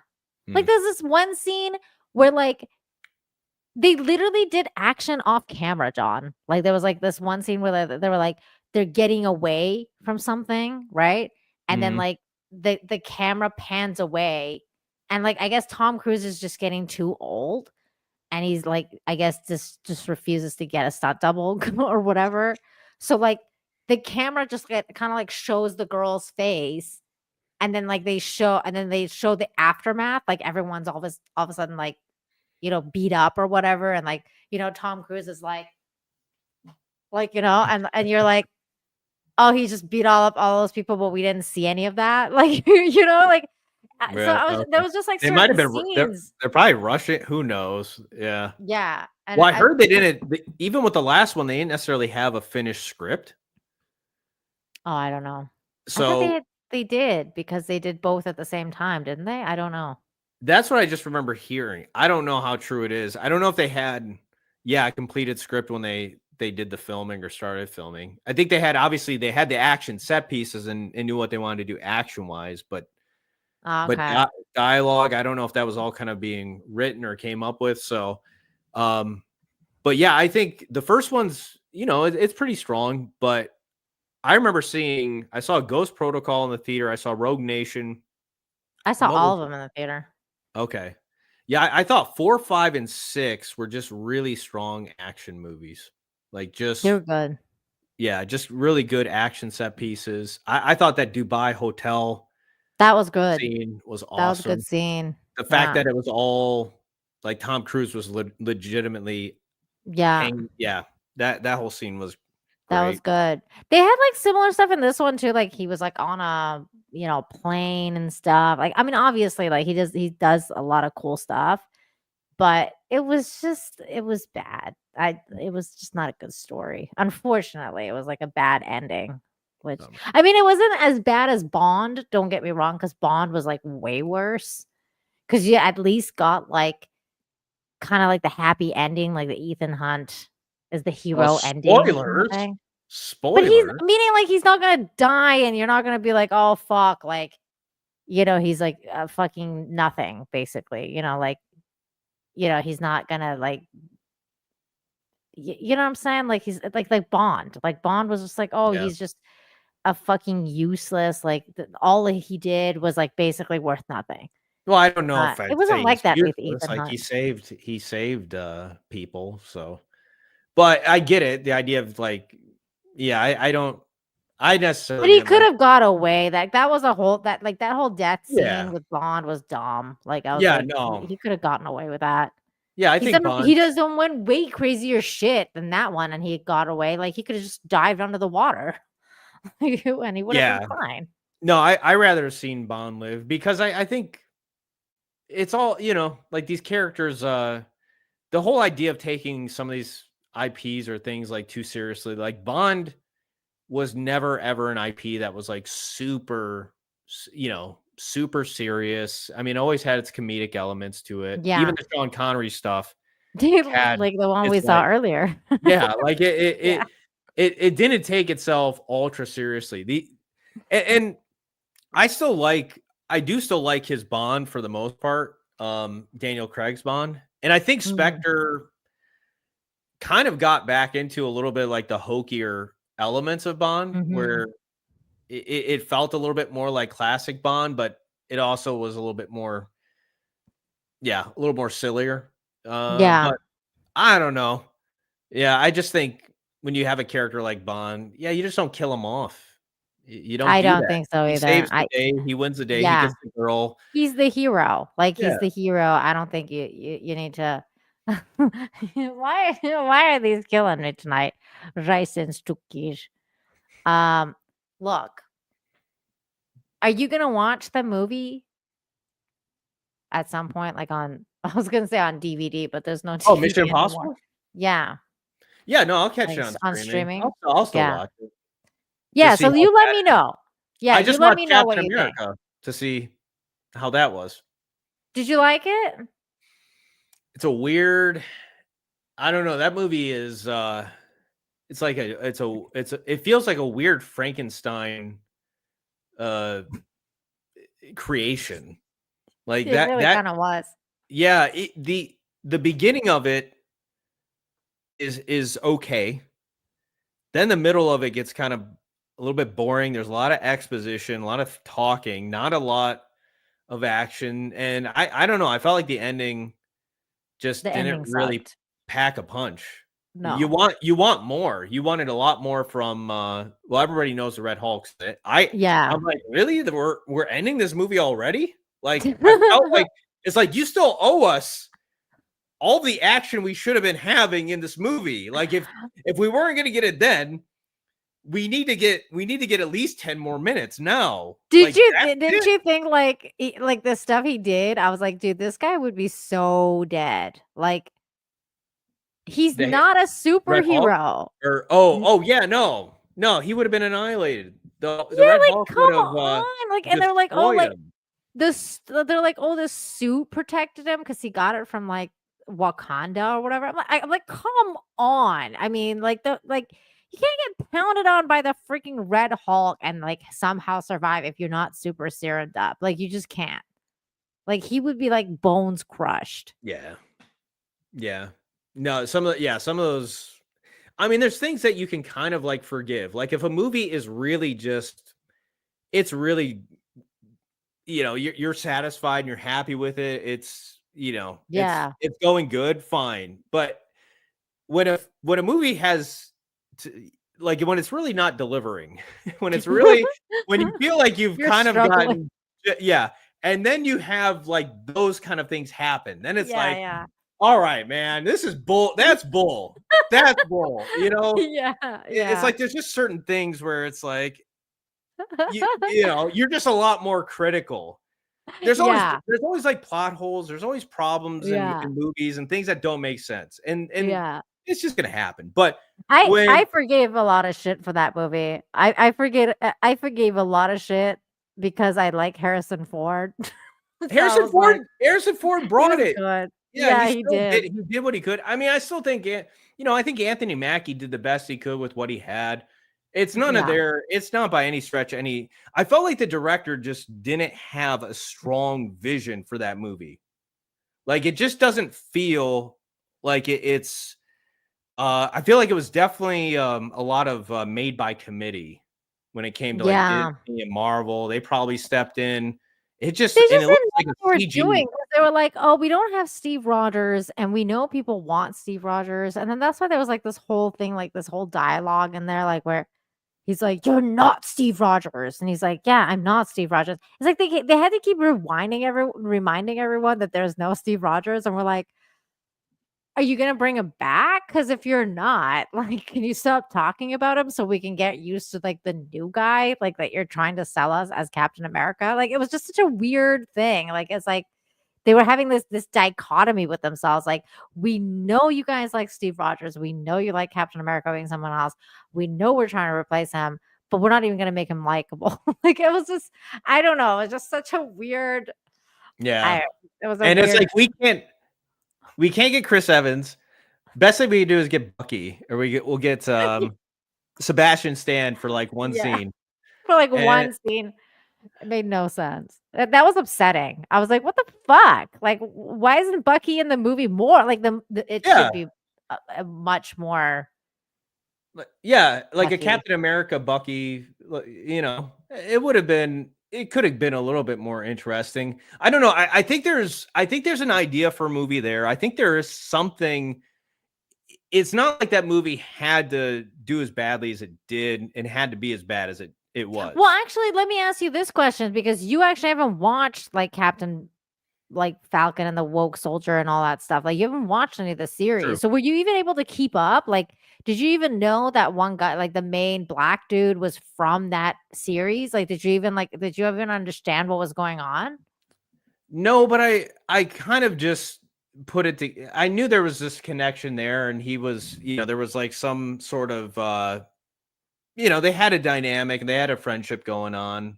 Okay, because that main old black dude was from the series. Like, that was like the whole point. That's how they knew him, and like they were trying to help him, and blah blah blah, and like they find out he's a super serum soldier from like before. And he had a whole arc in that show, and like I felt like they kind of they explained that, and there was like enough there for me to. But that's why you got a lot of exposition. because you hadn't watched the series. So they have to introduce all these people. And that's why this Right. whole movie situation is not working out with the series situation, because people like me who had watched the series would be Right, it was sitting there going extra like, I don't boring. need this exposition. This Yeah. is boring. And then people like you who hadn't seen it need to see it because then they need to be introduced to the character, but also they're like, this is fucking boring. You're like, so like it's just not working out. Like this is what I'm saying by they're losing creativity. It's like they don't even know how to draw people in anymore and keep them. Like it's not that hard to engage an audience and like show them what they want. I mean, like you have the Hulk. Like, you know, how you fuck that up? It's the Hulk. Well, and they had the leader, which I thought they totally I don't know. There was just a better way to do that character as well, because he's kind of the, you know, he's the villain behind the scenes. There was just a lot of talking, and you want to show as much as possible versus tell. You know, you need a blend and you need a mix of both. But unless you got Quentin Tarantino freaking dialogue that is extra engaging, after a while it's just like too much explaining and expositing is just it just drags a movie down. Yeah. It's like you got to keep things moving. So even though you saw the TV show, you know, even for me, I'm like, this is just too much exposition. Like you should never get in this. If you have to explain this much, then there's a ratio. You always have to. But they had to, because then otherwise you wouldn't understand. Like you'd be like, "Where's this guy from?" Like I don't know. Sometimes you could do it. Sometimes there's ways to do things a little bit more creatively. Like Jurassic Park does such a simple, going back to that movie, right? But like that animation cartoon, they explain how dinosaurs are made. It's boom. Right. And I'm not saying like you could do that, but it's visual. It's visual. It's entertaining. It's simple to understand. Yeah. You know, it's just not a lot. But it's creative. Yeah. That's what I'm talking about. They're creative. They like, it's almost like that is dead. Like that's what's died, is the creativity. And that's why you're kind of calling it like this cookie cutter thing, right? It's the same thing. It's like they have this, it's all become formulaic. It's all become like this cookie cutter bullshit. There's no actual creativity going into it. Like that's why it feels like the movie maker doesn't have a vision, because you're like, the vision is like the Disney MCU cookie cutter. That's the vision, you know. And you're like, oh, I'm not timing with this vision. Kind of, but I also think it's a matter of there was reshoots. I don't know if they started with the finished script, and if you start. I know even like The Force Awakens, J.J. Abrams and them, like they did not have a completed script when they began filming that movie. And, you know, you need, but I hear about this. And even with the last Mission Impossible, I wouldn't be surprised with this Mission Impossible. You know, they get movies rolling, but you really do need a complete idea, full, complete, finished idea for it all to gel and make sense, and to make to like mesh together. And so then they they're reshooting scenes because they realize like, oh shoot, you know, this doesn't quite work out, you know, and then reshoot, and now you're trying to fix something that could have been fixed at the first stage, and now you're trying to make something work that it just, you know, no matter how many times you try to fix it or whatever you try to do, you know, if you started with a good blueprint in the first place, you would have been able to solve all those problems up front. But I think that's just one of the problems going on right now with Hollywood. There's just a push of like, we gotta get these things going. We gotta make these movies. We gotta make money, but things take time. And Star Wars, it's like, I'm not to get on that train ever again, but here I am. It's like it had to, in 2015, they just started, but they didn't have, it was this idea like, oh, we're going to give it to this director and this director. They didn't have they actually had a complete vision of first movie, second movie, third movie. Well, supposedly they did. And that's why it bothers people even more, right? Because Lucas gave them like the script and the they didn't use any of it. That's what I'm saying. They threw it Yeah. out. Like the idea is that they did have it, Sure. and then they threw it out. They were like, "No, we're gonna come up with our own," and then they came up with what we got. So we were like, "Oh, well, this is terrible." But anyway, John, we've been going for a Yeah, while, sorry. so I apologize. no, don't be sorry. It's always so fun to talk to you. So, and it's gonna be a month since I see you. Maybe there'll be another war. Hopefully not. Before I see you again. So please plug your wares and where people can find you, what you got coming up next, and all the things.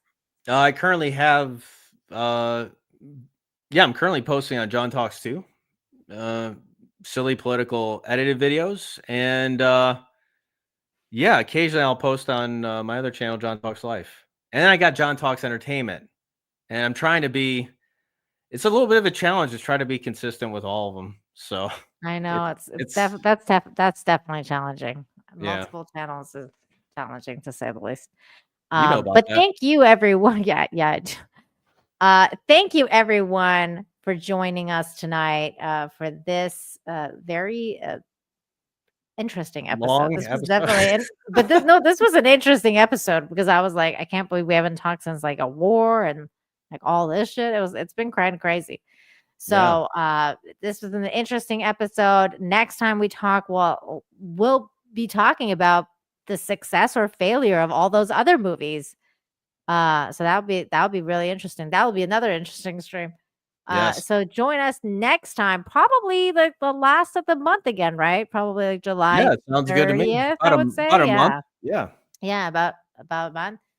So thank you everybody for joining us tonight, and special thanks to those of you who super chatted, became a member, gifted memberships, all that good stuff. Thank you, and join me again on Friday at 2 p.m. Eastern on this channel where I cover good news and do the opposite of this show, basically, where I talk about good things and good cute animals, good humans, kindness, stories, all the stuff that reminds you that there's a better part of life as well, other than war and crazy shit. So thank you again, and I will see you guys next time. Thank you, John, and I'll see you guys next Yeah. time. Bye, everybody. Have a good one, everyone.